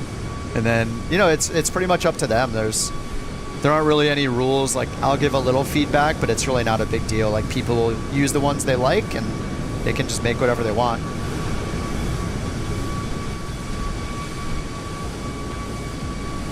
You can see the The 737 has a totally different livery. It's got like colored tail with the badge on it, just all based on the color of the badge. And then I think the like Manny, Manny was gonna do the Orca one anyway, I think, and he didn't even realize there was a Southwest Orca, or like the Shamu livery or whatever that they had. He just happened to make the same thing because it's just huge, you know. The A380 is just gigantic, so. United 1026, contact Fort Worth Center 126.45. Oh, Shooter, thanks so much for the 5 gifted, dude. 126.45, United 1026. Appreciate that, man. Very generous of you. He's flying with us and giving out couch captain stools.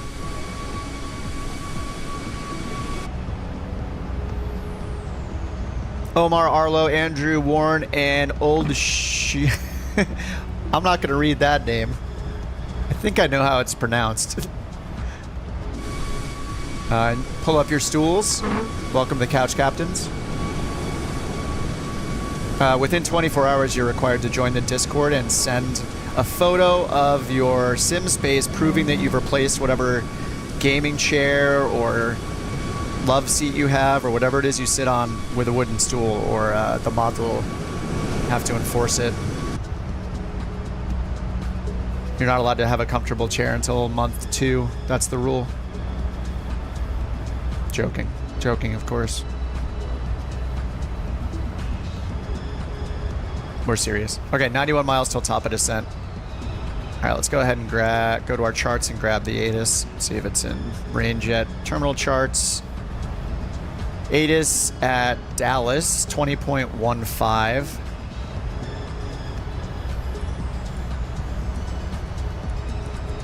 (2015). Couch 323, contact Fort Worth Center 133.5. All right, we'll wait for the co-pilot to do that. Contact Fort Worth Center 133.5, Couch 323. Have a good one. Thanks again, Shooter. Center, Couch 323, flight level 370. Couch 323, Fort Worth Center, roger. All right, let's see if the ATIS. Information Romeo 1620 Zulu. All right, info Romeo. 35 at 5. Visibility 10. Light rain. To clouds at 1,200. Jocko, welcome to the Couch Captains. Wait, you were new, didn't you? It says new member, but you have the you got the office chair. Thanks a lot, Jocko. 2975. Landing and departing runway 13 left. 13 Delta 1354, flight level 320. Have information Romeo. All right, info Romeo. Let's get the winds. Fort Worth Center, radar contact. Field airport information Romeo 1620 Zulu. Wind 335 at 5. Visibility 10. Light rain. To clouds at 1,200. To clouds at 2,500. Oh, you renewed. Nice. Well, welcome back for another month, dude. Appreciate it. Southwest 1471, contact Fort Worth Center 128.4. Have a good one. Altimeter. Contact Fort Worth Center 128.4. I can't hear. Can I just turn that off? 13 right.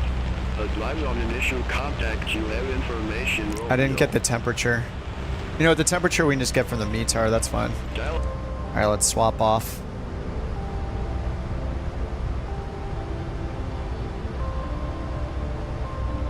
I don't want to open that thing and have to change. All right, we're going to listen in again. Initial contact. You have information Romeo. All right, I just need the temperature. Dallas Love Field Airport information Romeo 1620 Zulu. Wind 335 at 5. Visibility 10. Light rain. To clouds at 1,200. To clouds at 2,500. Ceiling 4,600 overcast. Temperature 2.18. Altimeter 2975. All right, got it. Landing at And they said landing and departing 13 left, I think. ceiling 4,600 overcast. Temperature 18. So they're landing on the opposite runways. 2975. Landing and departing runway 13 left, 13 right. Advise on initial contact. Yeah, 13 left and 13 right, even though winds are 335. So I don't know why they're. Contact Albuquerque. I don't know why they're not doing runway 31. Contact Albuquerque Center 127.85 Delta 1354. Have a good day. Because if we bring up Portal and look at Dallas, 340 at 5 is the in-sim as well. So, yeah, 335 at 5. And this is 340 at 5. But they want us to land on 13 instead of 31. And there's downtown to the south. FT Worth Center, American 466. I mean, it'll save us some time landing on 13. American 466 Fort Worth Center, roger.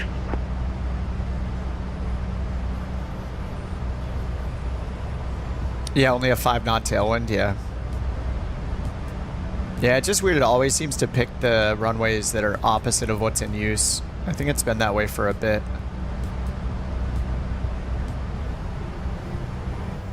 This is going to change the time, but I'm going to do it anyway. Edward Center, Alaska Tree 36. Good evening. Flight level tree. I'm just curious if we look at the real world ATIS, what we're going to get. Roger. Dallas, ATIS real world. Yeah, runways, simultaneous visual approaches, runway 31 right, 31 left are in use. So 340 at 6, they're landing on 323 Fort Worth Center. 31. Runway 13 right. Yeah, they just told us to expect 13 right. Request different runway. Let's see if they'll give us. Runway, please. It almost Couch never lets me choose a 323. different runway though. Aircraft calling for runway change. Say call sign. Couch 323. Yeah, Microsoft Flight Sim does it to you too. Roger, say runway. Yep, look, I can only request 13 left and 13 right. Alright, well, I guess we're doing 13 right. Request runway 13. Yeah, this is right, one of the Couch 323. main problems I have. Like the two problems I have with BeyondATC are Runway change. the vectoring is usually too late and like Couch 323. I'm too high. Fort Worth Center 128.4. And then it pretty often picks the runway that's not active. It'll pick the opposite runway still. I'm not sure why. FT Worth Center. And I don't know why I can't ask for the other runway. 370. Do you have to have the SimBrief plugin in your community folder? Yes. Alright, so do we listen to them? Probably not. Either way, we're not gonna fly over. Yeah, either way, we're not gonna fly over downtown, but just because we'll be coming in from the north, either the northwest for runway 13 or to the east of the field for runway 31.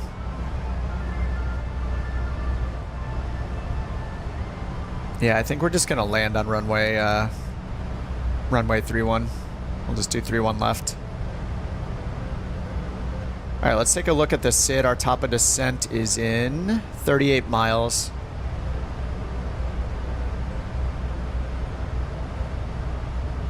So let's look at the RNAV arrival. Our bottom altitude at Greg's is 11,000. Then we end up at J Fry. American 1497, contact Kansas City Center 126. And then on the way down, we got between 24 and 3,000 here. 126.905 American 14. We just have this restriction at Burroughs, 280 knots between 24 and 3,000, or between 240 and 300. And then Greg's exactly at 250 knots and 11,000 feet. So we go through our legs here. Yeah, we got Burroughs, Lindis, Greg's, Monkey, J Fry. Yeah, there's Burrow, Lindis, and Greg's. The one thing that I will say is with these charts, I hope they update this, but the iFly charts, they don't show you the location of your plane, unfortunately. That's one of the downsides there.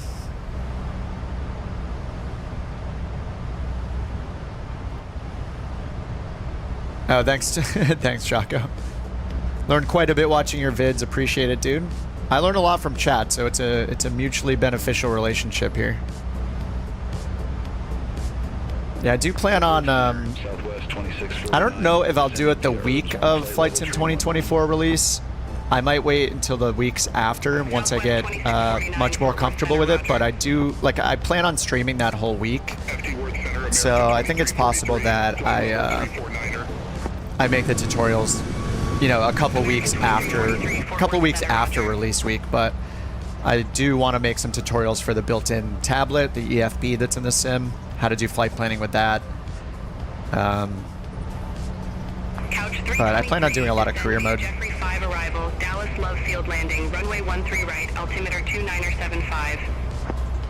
All right, descend via 11,000. 5 arrival, Dallas Love Field, landing runway 13 right, altimeter 2975, couch 323. And 2975. All right, we got 2975 in the pre. Oh, no, we don't. 2982. All right, there we go. 2975 in the pre-selector. We got 11,000 set for our bottom altitude on the star. That's right here at Greg's at 11,000. And then we'll be left off on a 143 heading. That's DFW right here.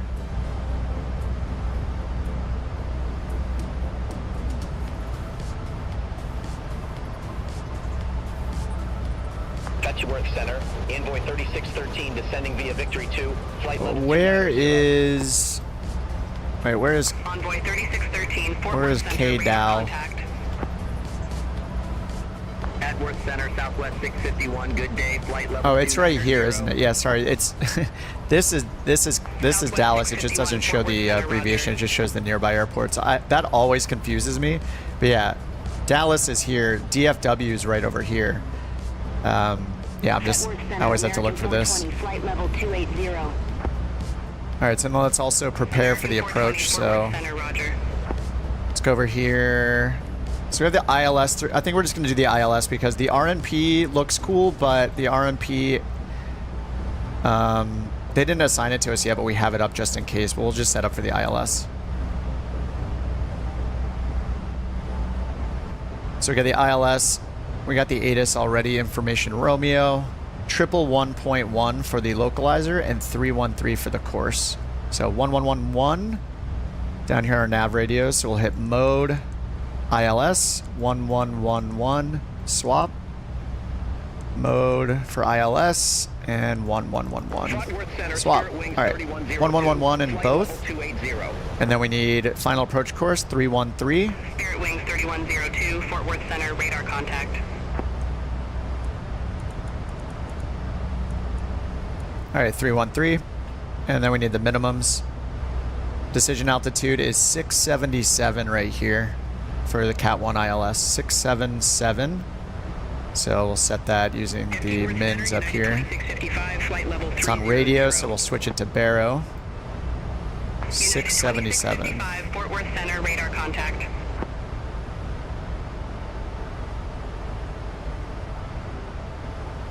All right, we just hit top of descent. In the Boeing, as long as you set the pre-selector, it'll start the descent automatically. And then here's our vertical profile. So we want this to be right in the middle. It's okay if we're below it. It's above us and we're below it. That's not too bad, but if it gets below us, we'll probably need to use our speed brake to catch up. And it'll tell us down here on the scratch pad, it'll say drag required if we deviate too far from that.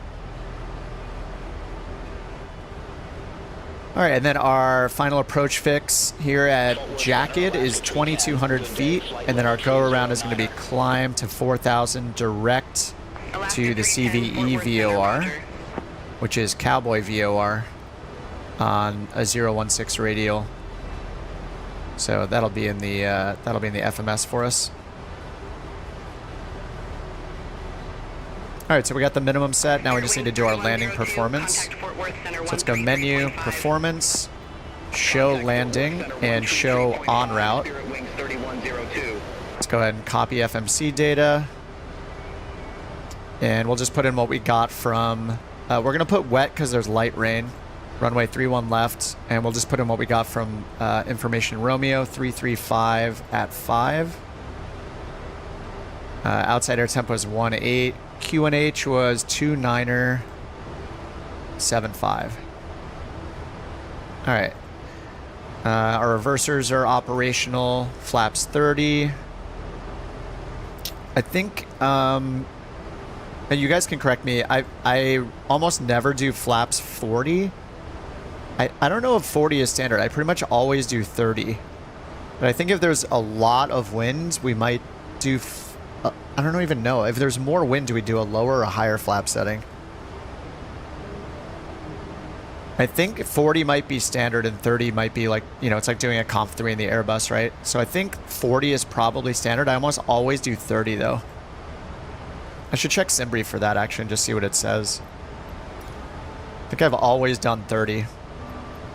So if I populate this and we do the landing performance, populate the weather and calculate.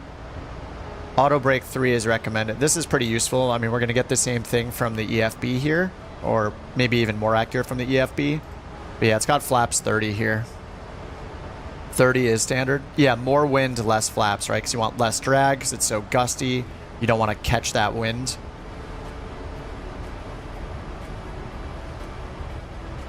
So it shows flaps 30, auto brake 3. Anyway, and then it has landing limits. It's got Envoy weather and 3613, runway info. Contact Fort Worth Center 133.5. Contact Fort Worth Center 133.5, Envoy 3613. All right, let's do packs on. Anti-ice off because it's 18 degrees. Auto brakes 3 and no non-normal configuration. Calc. And we're using 6,300 out of 8,800 feet with auto brakes 3. So if we did auto brakes 2, we would still have about 1,500 feet to spare. 1,450 feet to spare. But let's check the airport diagram. So 3-1 left. Yeah, it'd be nice to stop sooner because the terminals are right here. So let's do auto brakes 3. 8,800 foot runway. And we're going to turn off to the right on probably Charlie 6. So if we're before the terminals, it's Charlie 5. After the terminals, Charlie 6. And if we're really long, it's 27. Or sorry, Charlie 7. Contact Fort Worth Center 126.3, southwest 26. Alright, so we'll do auto brakes 3. And it says we should stop. Yeah, 6,000 feet, so I guess we'll be in the longer exit. Alright, back to the charts.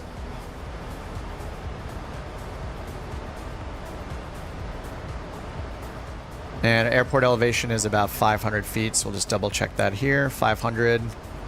We're in the descent, so if we go through any clouds where we're under positive 10 total air temp right here, we turn the engine anti-ice on. I usually forget it, but... Oh, nice, Jock. You upgraded to 64 gigs. Beautiful.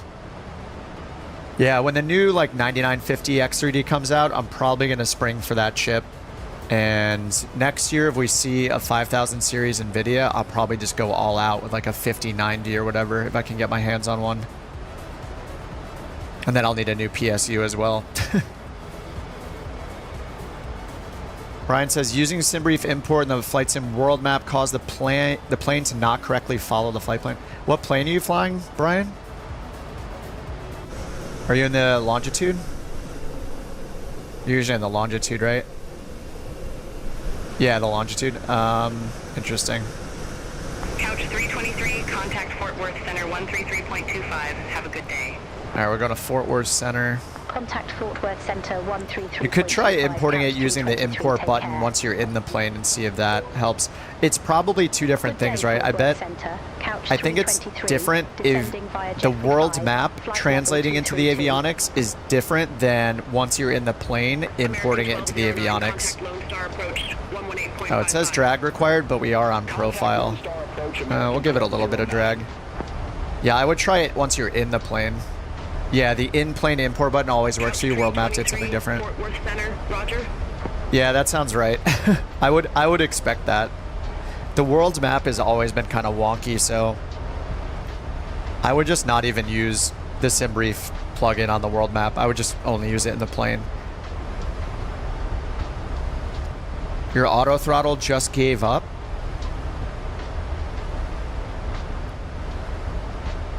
Did you move your yoke too much or your throttle too much? You should be able just to rearm it. Just try to like level the plane out, make sure you're not over speeding, and try to rearm it.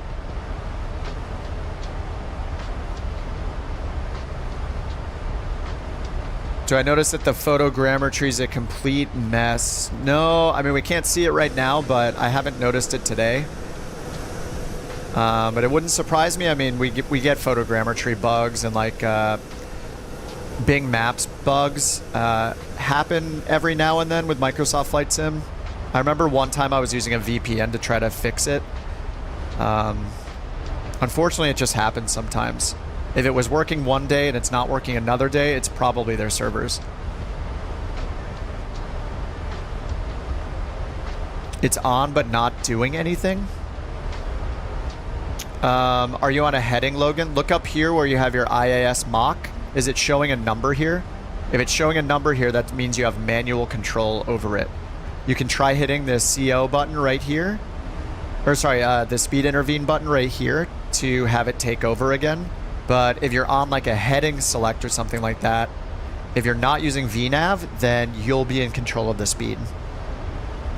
But you can try hitting speed intervene to give it control back, or re-enable VNav if you're on heading select. But yeah, if you're on heading select, then you have command of the speed.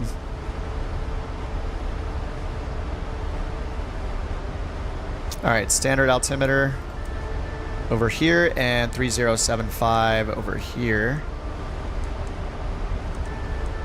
Or 3075? 2975. Numbers, are they really important? Yes, a little bit.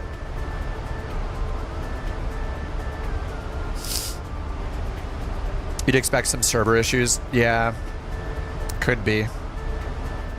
Some areas that are a complete mess. What's that, Fort Lauderdale, Miami? Yeah, it's just, I mean, any cloud-based service, there's gonna be times when there's issues, right? Like even the most popular games in the world will have issues, you know? It's unfortunately just a thing that kind of always happens. All right, I think I'm gonna track the speed brakes. Let's set our auto brakes down here. We're gonna go auto brakes 3. And we will arm the speed brake for the approach. Not using it right now. And seatbelts are on auto right now, but we're going to get the engine anti-ice on in a second as we go through these clouds. Actually, no, we're not. We're positive 13, so no anti-ice required. As long as we are above positive 10 in the descent, we do not need the engine anti-ice. Yeah, 2024. So tomorrow marks 2 weeks until it's released.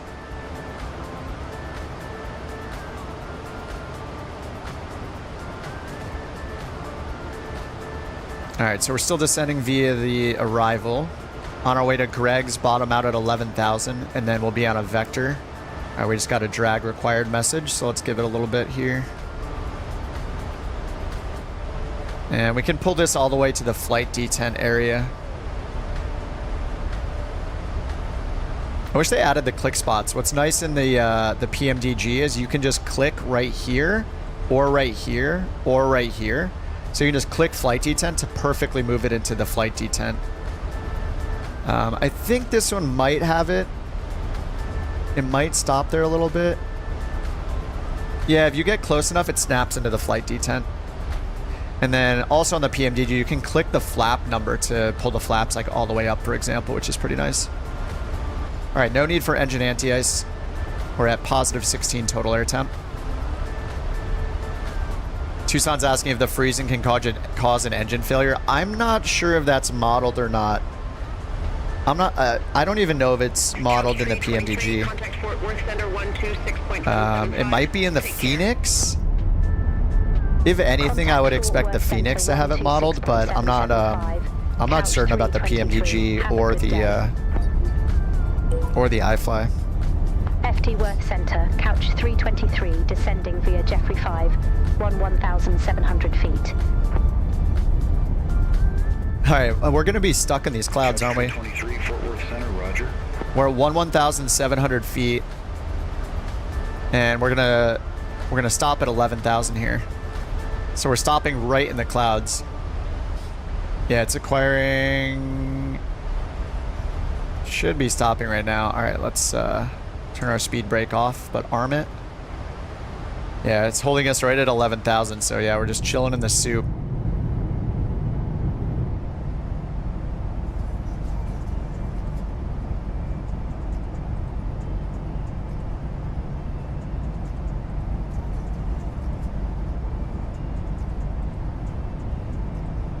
It's gonna get a little bumpy. Seatbelt sign's still on. All right, we got a couple more waypoints here. We're gonna turn to the southeast, and then we'll just be off this direction until they vector us around here for the approach.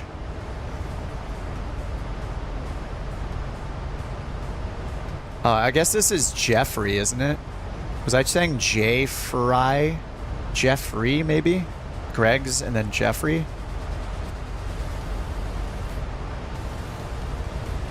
Like, kind of like we're just like surfing right on top of these clouds right now.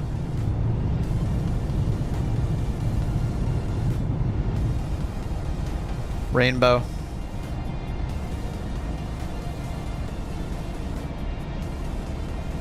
Couch Tree 23, contact Lone Star approach 118.55. See you. See ya. Contact Lone Star approach, Couch 323.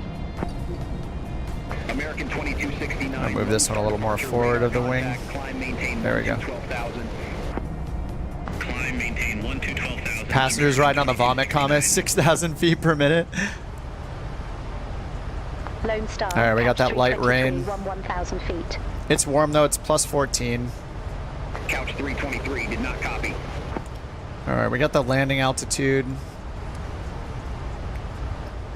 Auto brake is set. We got the landing data. Let's set the VREF. Flaps 30. Wind correction is set for 5, but yeah, the winds are at 5, so probably be more like 4. They're not right down the runway. And something happened with our co-pilot. They said Couch did not copy. Couch 323, 1,000 feet. Couch 323, I didn't get that. Look, it has no possible responses or something.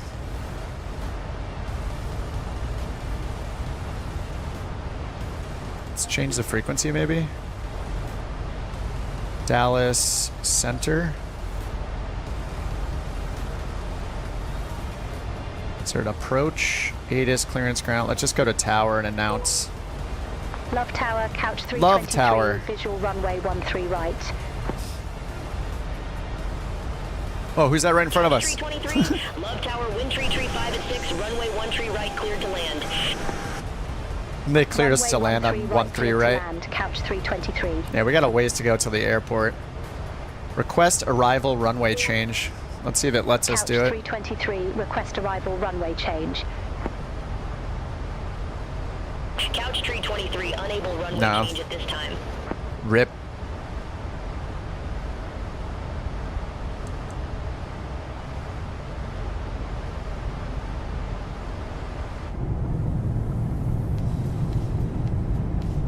$56,000 feet per minute landing. Very butter.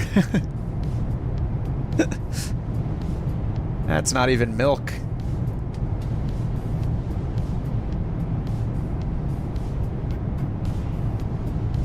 Alright, well, we got a moment here. Let's check the ATIS again. As on initial contact, you have information, Sierra. Alright, it's Sierra now. Dallas Love Field Airport information, Sierra. 1917 Zulu. Wind 335 at 6. Visibility 10. Ceiling 6,000 overcast. Temperature 18. 2.18. Altimeter 2975. Landing and departing runways 13 left, 13 right. Advise on initial contact, you have information. Okay, we got Sierra. The winds increased by 1 knot. All aircraft be advised, information Tango now current altimeter. Oh my god. 2979. Alright, 2979. Alright, we'll do 2979. Alright, let's get information Tango. Airbus or Boeing? Both. Ceiling 6,000 overcast. Temperature 19er. 2.17. Altimeter 2979er. Landing and departing runway 13 left, 13 right. Alright, we'll just hear if the winds change. Contact, you have information Tango. Alright, direct fry. Field airport information Tango. 1932. Get these people in their seats. 265 at 8. Visibility 10. Oh no, 265 at 8. Clouds with 2,400. Alright, so the winds have changed. They're now 265 at 8.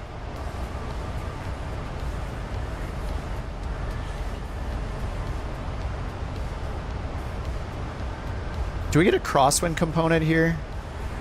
I don't think it gives us crosswind component or anything.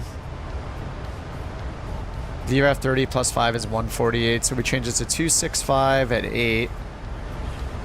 And temperature went up to 19er, 29er 79.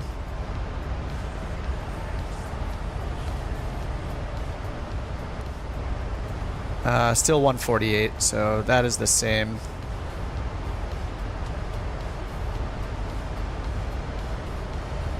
Yeah, we'll have a little more of a crosswind, it looks like.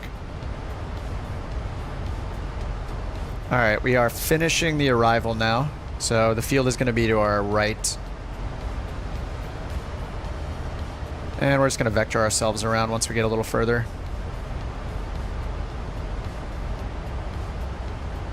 Alright, so they cleared us to land already because we had to switch over to the tower because of that bug. So we're just going to do the approach ourselves. So we're here off Jeffrey, this direction, and we just need to make our right hand turn all the way around to intercept the localizer. We should see the DME already. Maybe we're a bit too high. I don't know. We don't see it yet. Maybe not close enough. Oh, we got the minimums in. So we're gonna do the ILS 31 left. And final approach course is 313. Oh yeah, let's do the rings. So runway 31 left and 313 is the final approach course. So we'll go to fix. Runway 31 left for the fix. And then 313 at 5 miles and 313 at 10 miles. And we got our professional rings drawn now. There we go. So we'll know when we're at 10 and 5 miles out. Is PMDG working on the Max? I think they stopped their development of it, right? I believe. And didn't somebody yesterday say that they are working on like the 747s or is it something else? 757? I forget, one of you guys told me on the last stream that they're working on a new Boeing. I don't know if it was the 7.5. Anyway, we should probably start our descent here. So minimum safe altitude is 2,700, 2,500 here, and 2,200 there. So we'll just go to 2,700 for now. Just vertical speed it down.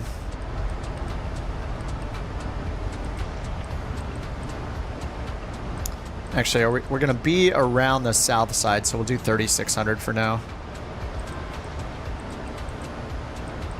Oh, the 747-200. And what's our ground speed? We're at... Oh yeah, and we have control of the speed, so let's just go down to like 220 for now. Okay, under 10,000, and we're under 250 knots. Our lights are already on, seatbelt signs are on. And our ground speed is 270, so half of 2,700 gives us like 1,500 or 1,400.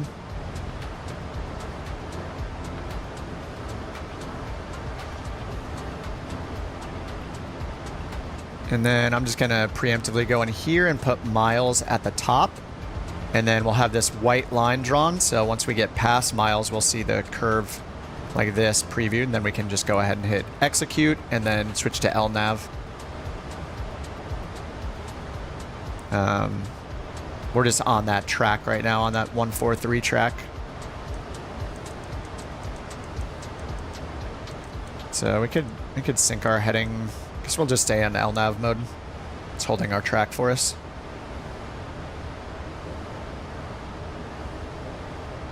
All right, we're just waiting to pass by the field.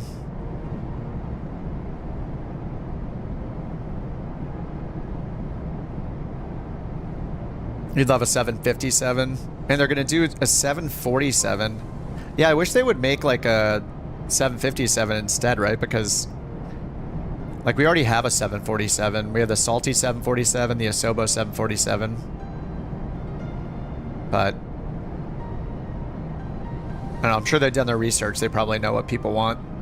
Maybe there's more people that want a 747.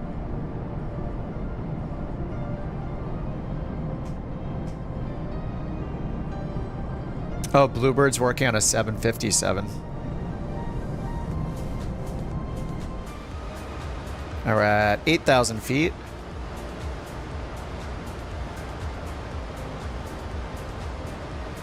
Okay, ILS DME showing up here, 20.4. ILVF, is that the right identifier? Yes, it is.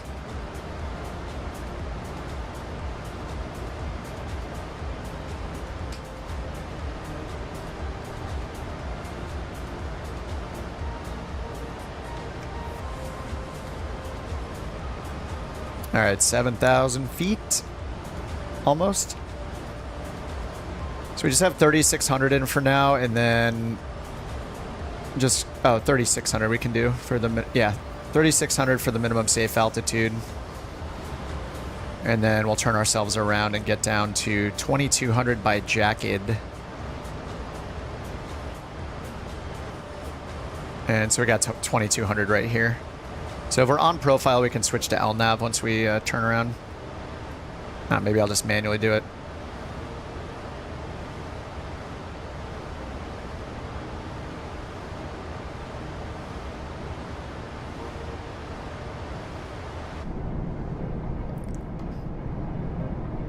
Saw the ground for a split second over there.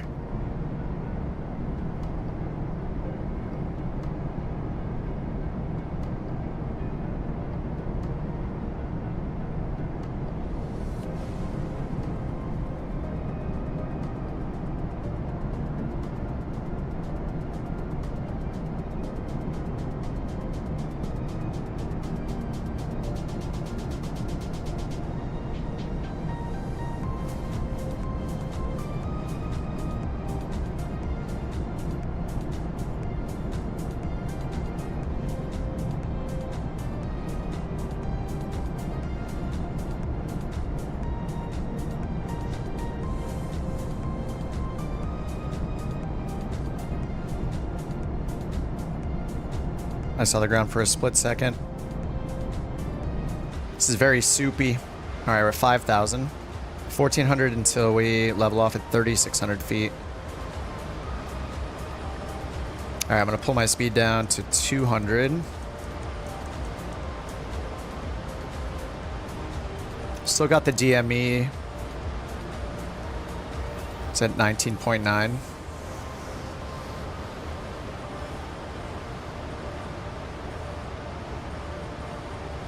$737 Max is out? Yes. It's been out like, what, over a month, I think?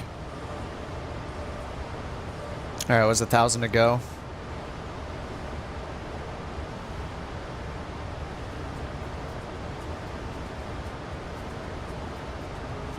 All right, approach. We got the altimeters and approach briefing. Sure. Landing, we just need speed brake armed and engine starts to continuous. Just disarm the speed brake for now. All right, here comes 3,600 feet.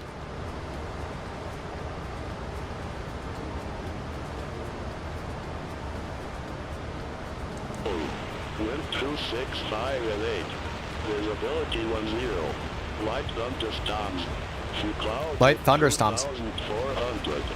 Ceiling 6,000 overcast. Temperature 19. All right, sounds like we should get out of these clouds as soon as we descend a little further. And it says 10 miles of visibility. So we just happen to be in this few clouds layer, I guess.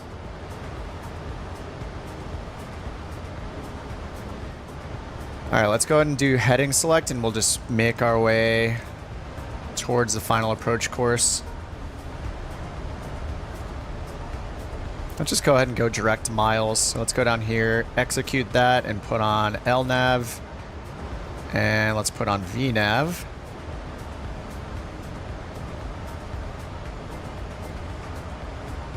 And then put in 2200 for our final approach fix altitude. And then localizer. All right, direct miles. Actually, let's take command of this speed here because I don't want it to go to 240. Bring it down to 200. And we're above our VNAV path, so let's wait for that to come down. All right, now it's starting the descent. No, it's waiting. All right, yeah, our VNAV path is above us.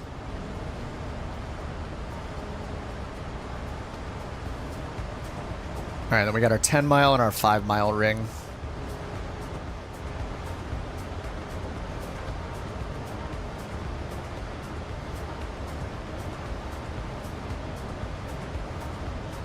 All right, our VREF is 144, so 149 is our final speed. Love Tower, Southwest 1471, visual runway 13 right.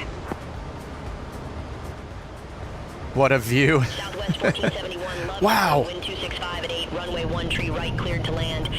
It's beautiful. Runway 13 right, cleared to land, Southwest 1471. Oh, ground. We see some ground.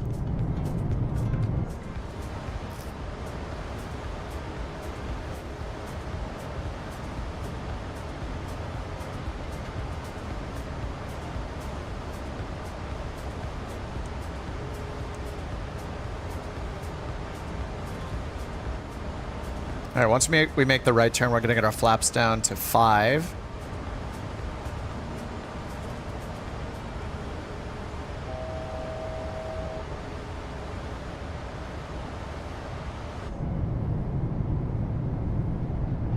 Civilization. Civilization is loading in, it looks like.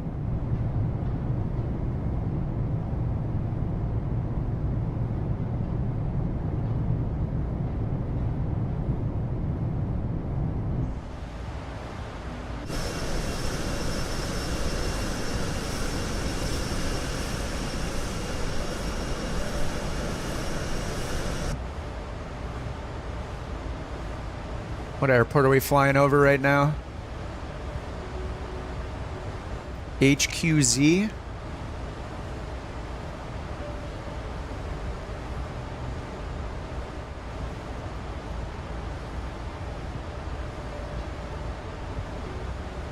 Oh, that's Mesquite?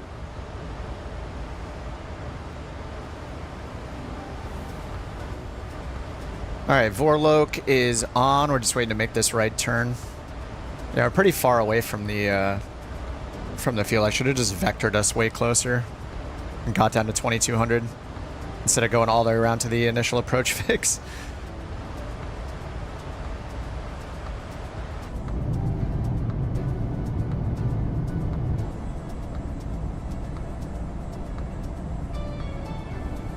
Just flew over your old house. Nice.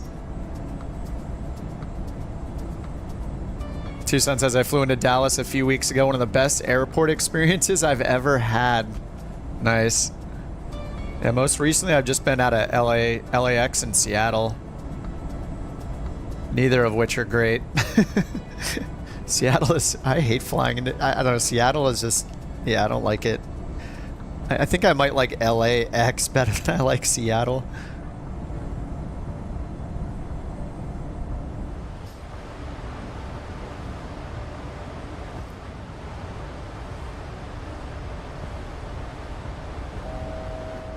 Yeah, this is a 737 MAX 8. It's like the equivalent of the 737-800, but the newer gen.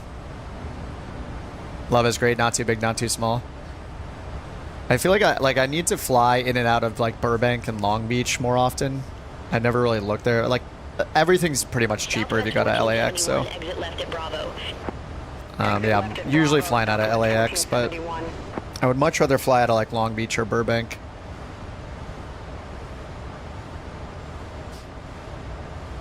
All right, we're gonna vector ourselves over here.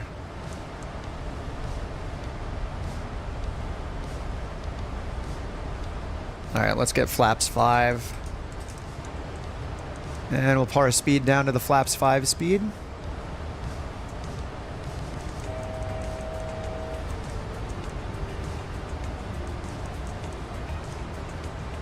All right, our VREF is 144, so add 5, 149 for the final. All right, we should capture the VOR here shortly.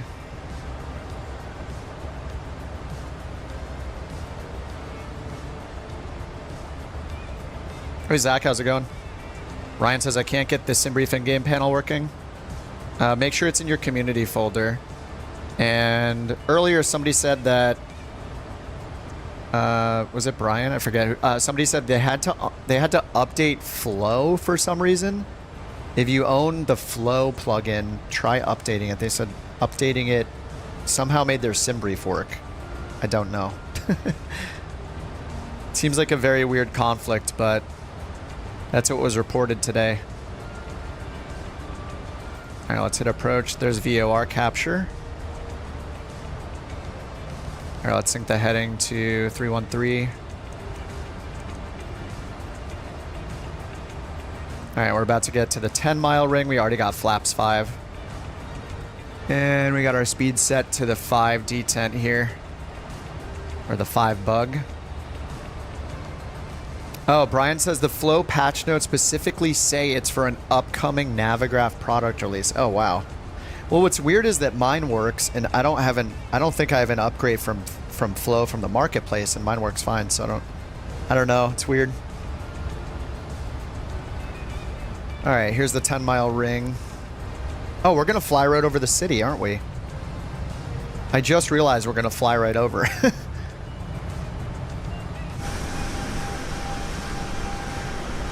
What the heck? Where's the runway? I thought it was further to the west.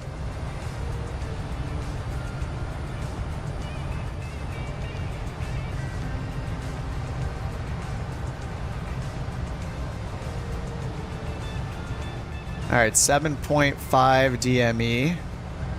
We're way below the glide slope.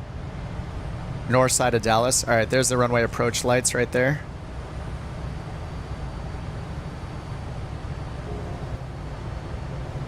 All right, let's get...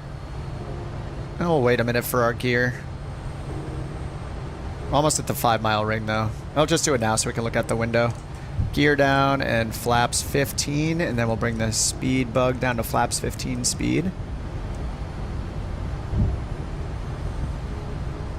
Okay, the glide slope's coming down. Engines to continuous and taxi light to auto. Seatbelt sign's already on. Single channel, glide slope's captured. Let's grab our go around, which is climb to 4,000. So let's set this to 4,000.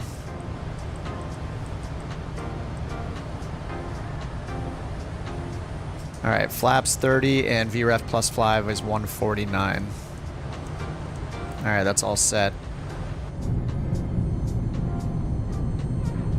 Okay, the airport's 6 miles from the center of Dallas. Yeah, we just hit like a little, I think we're hitting about 5 miles right now.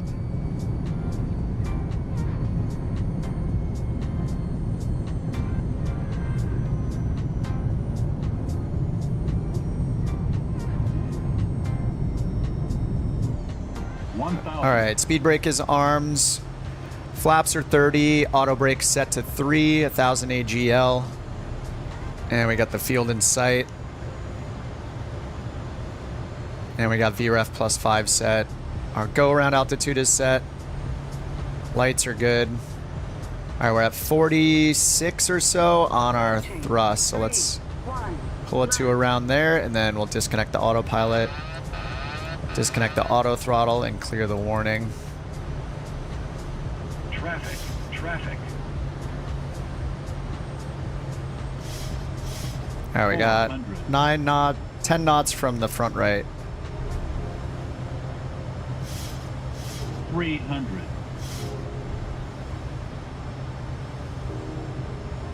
Approaching minimum. 200. Minimum. Okay, the wind just like died. 100. 50. 40. 30. 20. 10. Ooh, that was a little hard. Love tower, Ooh. Southwest 651. I always try to hold the Runway nose 13 up. right. I feel like I gotta undo my sensitivity.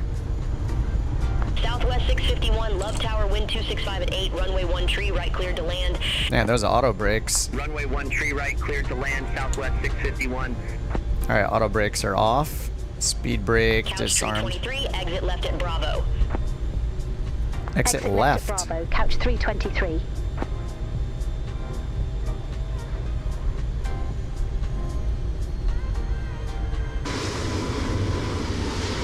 I guess this is Bravo. Exit left?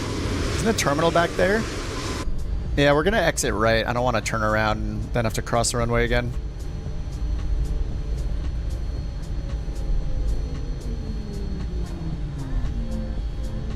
A little heavy braking.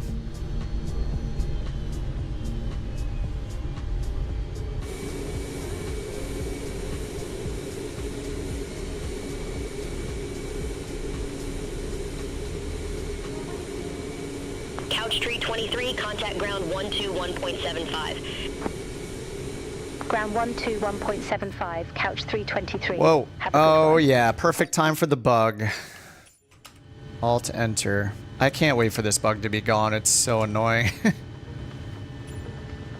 right, let's get our flaps all the way up.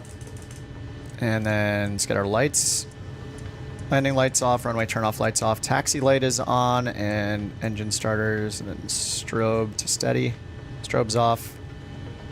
All right, let's see some landings.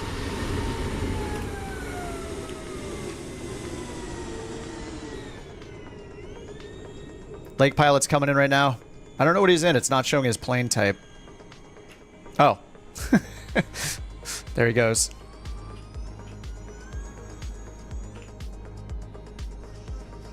All right, 341 feet per... I feel like that wasn't... that felt like a pretty hard landing. Let's see what I got on New Sky. 8.09? How? How? How is it that bad? No beacon? Wait. Wait, what? Wait, is my beacon light off? I swear I turned it on. Oh my god, it's off. I forgot my beacon light. I remember saying that I turned it on, but I guess I didn't. Oh my god. I am never ever getting my type rating. I am losing because of lights. I'm losing because of lights. Oh my god. Every time, the beacon. I swear I remember saying when we were pushing back, I turned it on in advance of even starting the engine and way in advance of even attaching the tug. Oh my god, here comes Austin. I think that's Austin in the 600. Damn, that looks soft. Beautiful. Is that Austin? Yes, it is. Oh man. I can't believe it again.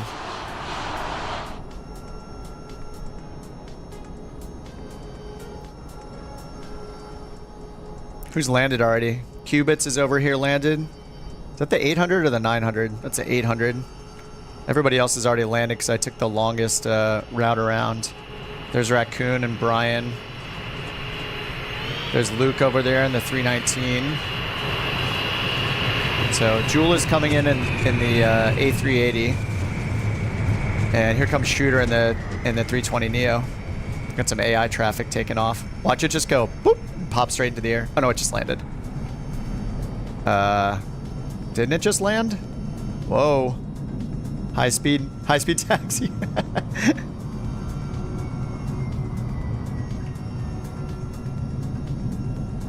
Looks like shooters going around.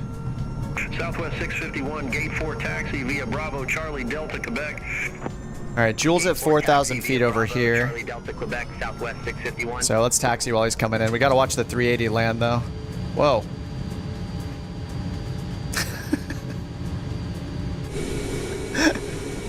What's up, Austin? I can't believe I forgot. There's Austin right there. We see him in the flesh. I can't believe I forgot the. I can't believe I forgot the beacon. I thought I was gonna get like a 10 or like a 9 something. Oh man. And I also said at the beginning of the stream, I'm gonna use the checklist today. I didn't use the checklist. I didn't use it. I got punished for it. This is what you get. It's what you get for not using a checklist. Do as I say, not as I do.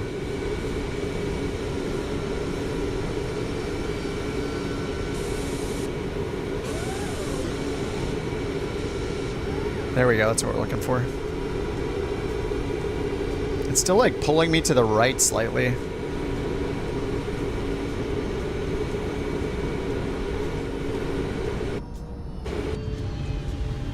Maybe I need a dead zone for my twist axis.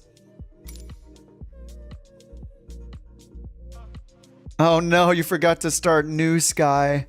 That's something that's dangerous about that SimBrief plugin, is that going to New Sky for my OFP was how I always forced myself to make sure that I Southwest 651, hold position. that I started the flight.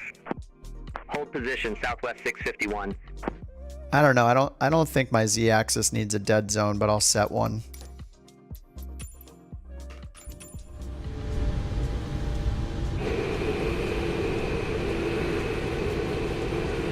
Yeah, that might have been the problem. Did we just get the bug again? Oh my god, NVIDIA or Microsoft, whatever. Whoever's fault it is. Alright, we will turn off frame gen.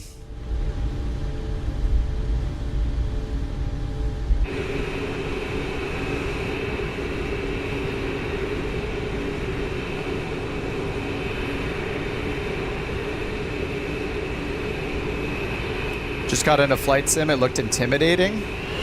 Start small, dude. Don't hop into a jet. If it feels intimidating, like a small plane is gonna feel intimidating. Hop in the Cessna 172, or if you want something a little cooler, hop in the Diamond DA40. DA40 NG. Or the Cessna 172. Start there. You have the autopilot and everything. Where can you get the Max? It's on the iFly website. You can just Google iFly. iFly 737 Max. I'm sure you'll find it. I don't have the link handy. Alright, let's get the engines off. Seatbelt sign. I have no idea how I missed the anti-collision light. Does the beacon switch work here? Oh no, that's nav switch. Yeah, I don't even have a switch for beacon. I don't know how I forgot that. It's horrible. Alright, where's that 380 at? Where is Jewel? Wait, where is he? Oh, there he is, there he is. That was weird, his name wasn't there. We gotta watch the 380 come in. It's like every plane spotter's dream. Virtual or not. What livery do we think he's in? Do you think he's rocking a couch captain's livery or not? Is it free? The Max? No, the Max is $70. The iFly Max is. But there will be a Max in Flight Sim 2024. It's probably not going to be as full-featured and detailed as the iFly version, but one is available in the standard edition of Flight Sim 2024.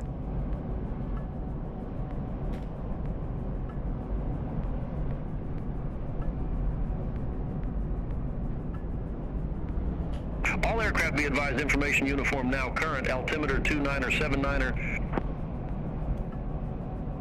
29er 79er. Oh, here comes the big boy.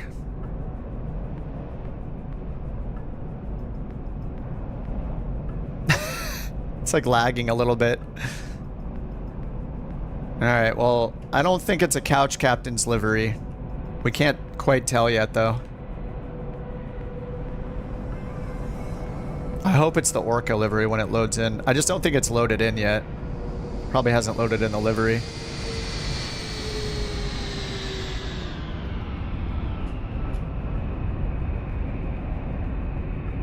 Here she comes.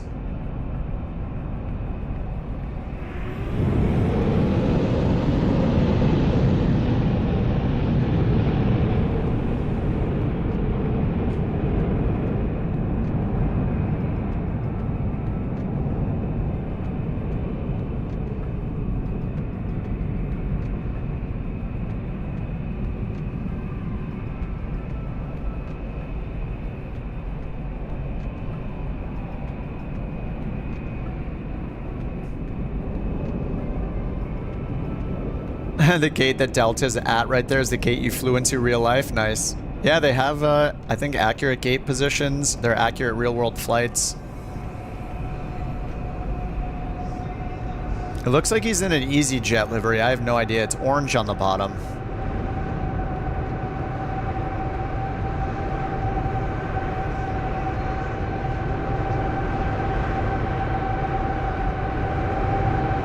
It's not the Couch Orca livery. Maybe it's just a bug with the matching. Is it Emirates livery? It's in the Emirates.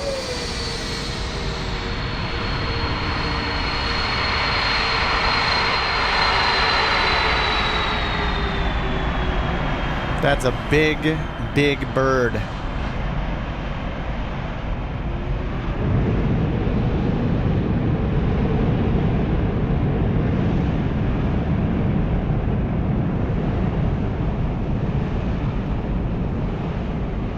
Yeah, well, the Couch Orca livery looks better. Okay.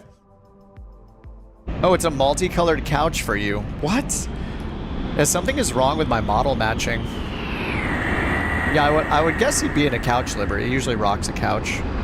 Yeah, something is wrong. Oh, he's in the blue couch livery. Yeah, I don't know why. I think FSLTL is messing with my livery matching. Southwest 2649, gate 16 taxi via Mike Bravo, Quebec. Gate 16 taxi via Mike Bravo, Quebec, Southwest 2649. I wonder if we go inside if it's got the whole cabin or not. It doesn't. Yeah, this is the FSLTL model. See, there's no cabin inside either. And the text, like the livery is pretty low quality. You can see like all the pixelation on it. You can like barely read the text, you know? It's all blurry. Somehow it's loading in an FSLTL model, which is great. It's so weird. Yeah, I think FSLTL is affecting multiplayer, which I guess for performance in this case is great, but for seeing the liveries, it's not. Maybe it's like if I'm not in it, it's not going to load it. Because let's see, the 319 is showing up, right? And if I go into the cabin, I bet we see the whole cabin in here. Yeah. So this is not FSLTL. We got all the seats and everything. I mean, basically, like, it's almost doing what we want Flight Sim to do with multiplayer, which is load in a low-res version. But yeah, here in the 319, we see everything. We have all the switches. Looks like they're a little lower quality. Hold position for company traffic. I'll call you back. Hold position Southwest 2649. Yeah, no couch livery for us. Like a flying ocean liner. It's beautiful. I had a lot of fun flying the 380.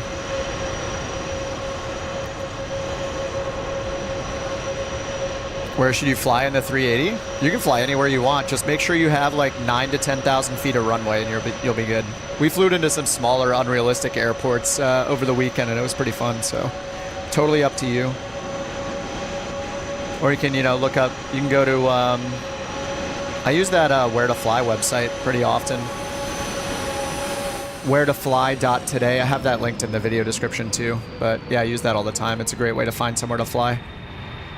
All right, guys. Good game. That was cool. SimBrief. We tried out the SimBrief panel. I'm going to use that constantly. I hope they change it so it doesn't change the time of day every time you open it. If they fix that, I'll have... that's my only complaint, is it changes the time of day whenever you load it. So if we can turn that off, that'd be awesome. But other than that, it was great.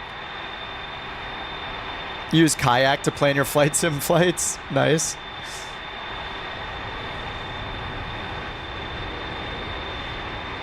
All right, guys, GG. I will, that's going to do it for me today. Just one flight. I will see you guys not tomorrow. I won't be on tomorrow, but I'll probably be on Wednesday or Thursday, so I'll see you guys then. Thanks for hanging out. Thanks for flying along. And as always, here's the Discord link if you guys want to join up. No pressure to join. If you're a Discord joiner, there's the link for you. Otherwise, maybe we'll see you on the next stream. Jocko, thanks for renewing your Couch Captains membership. And Shooter, thanks for the 5 gifted. Appreciate that, guys.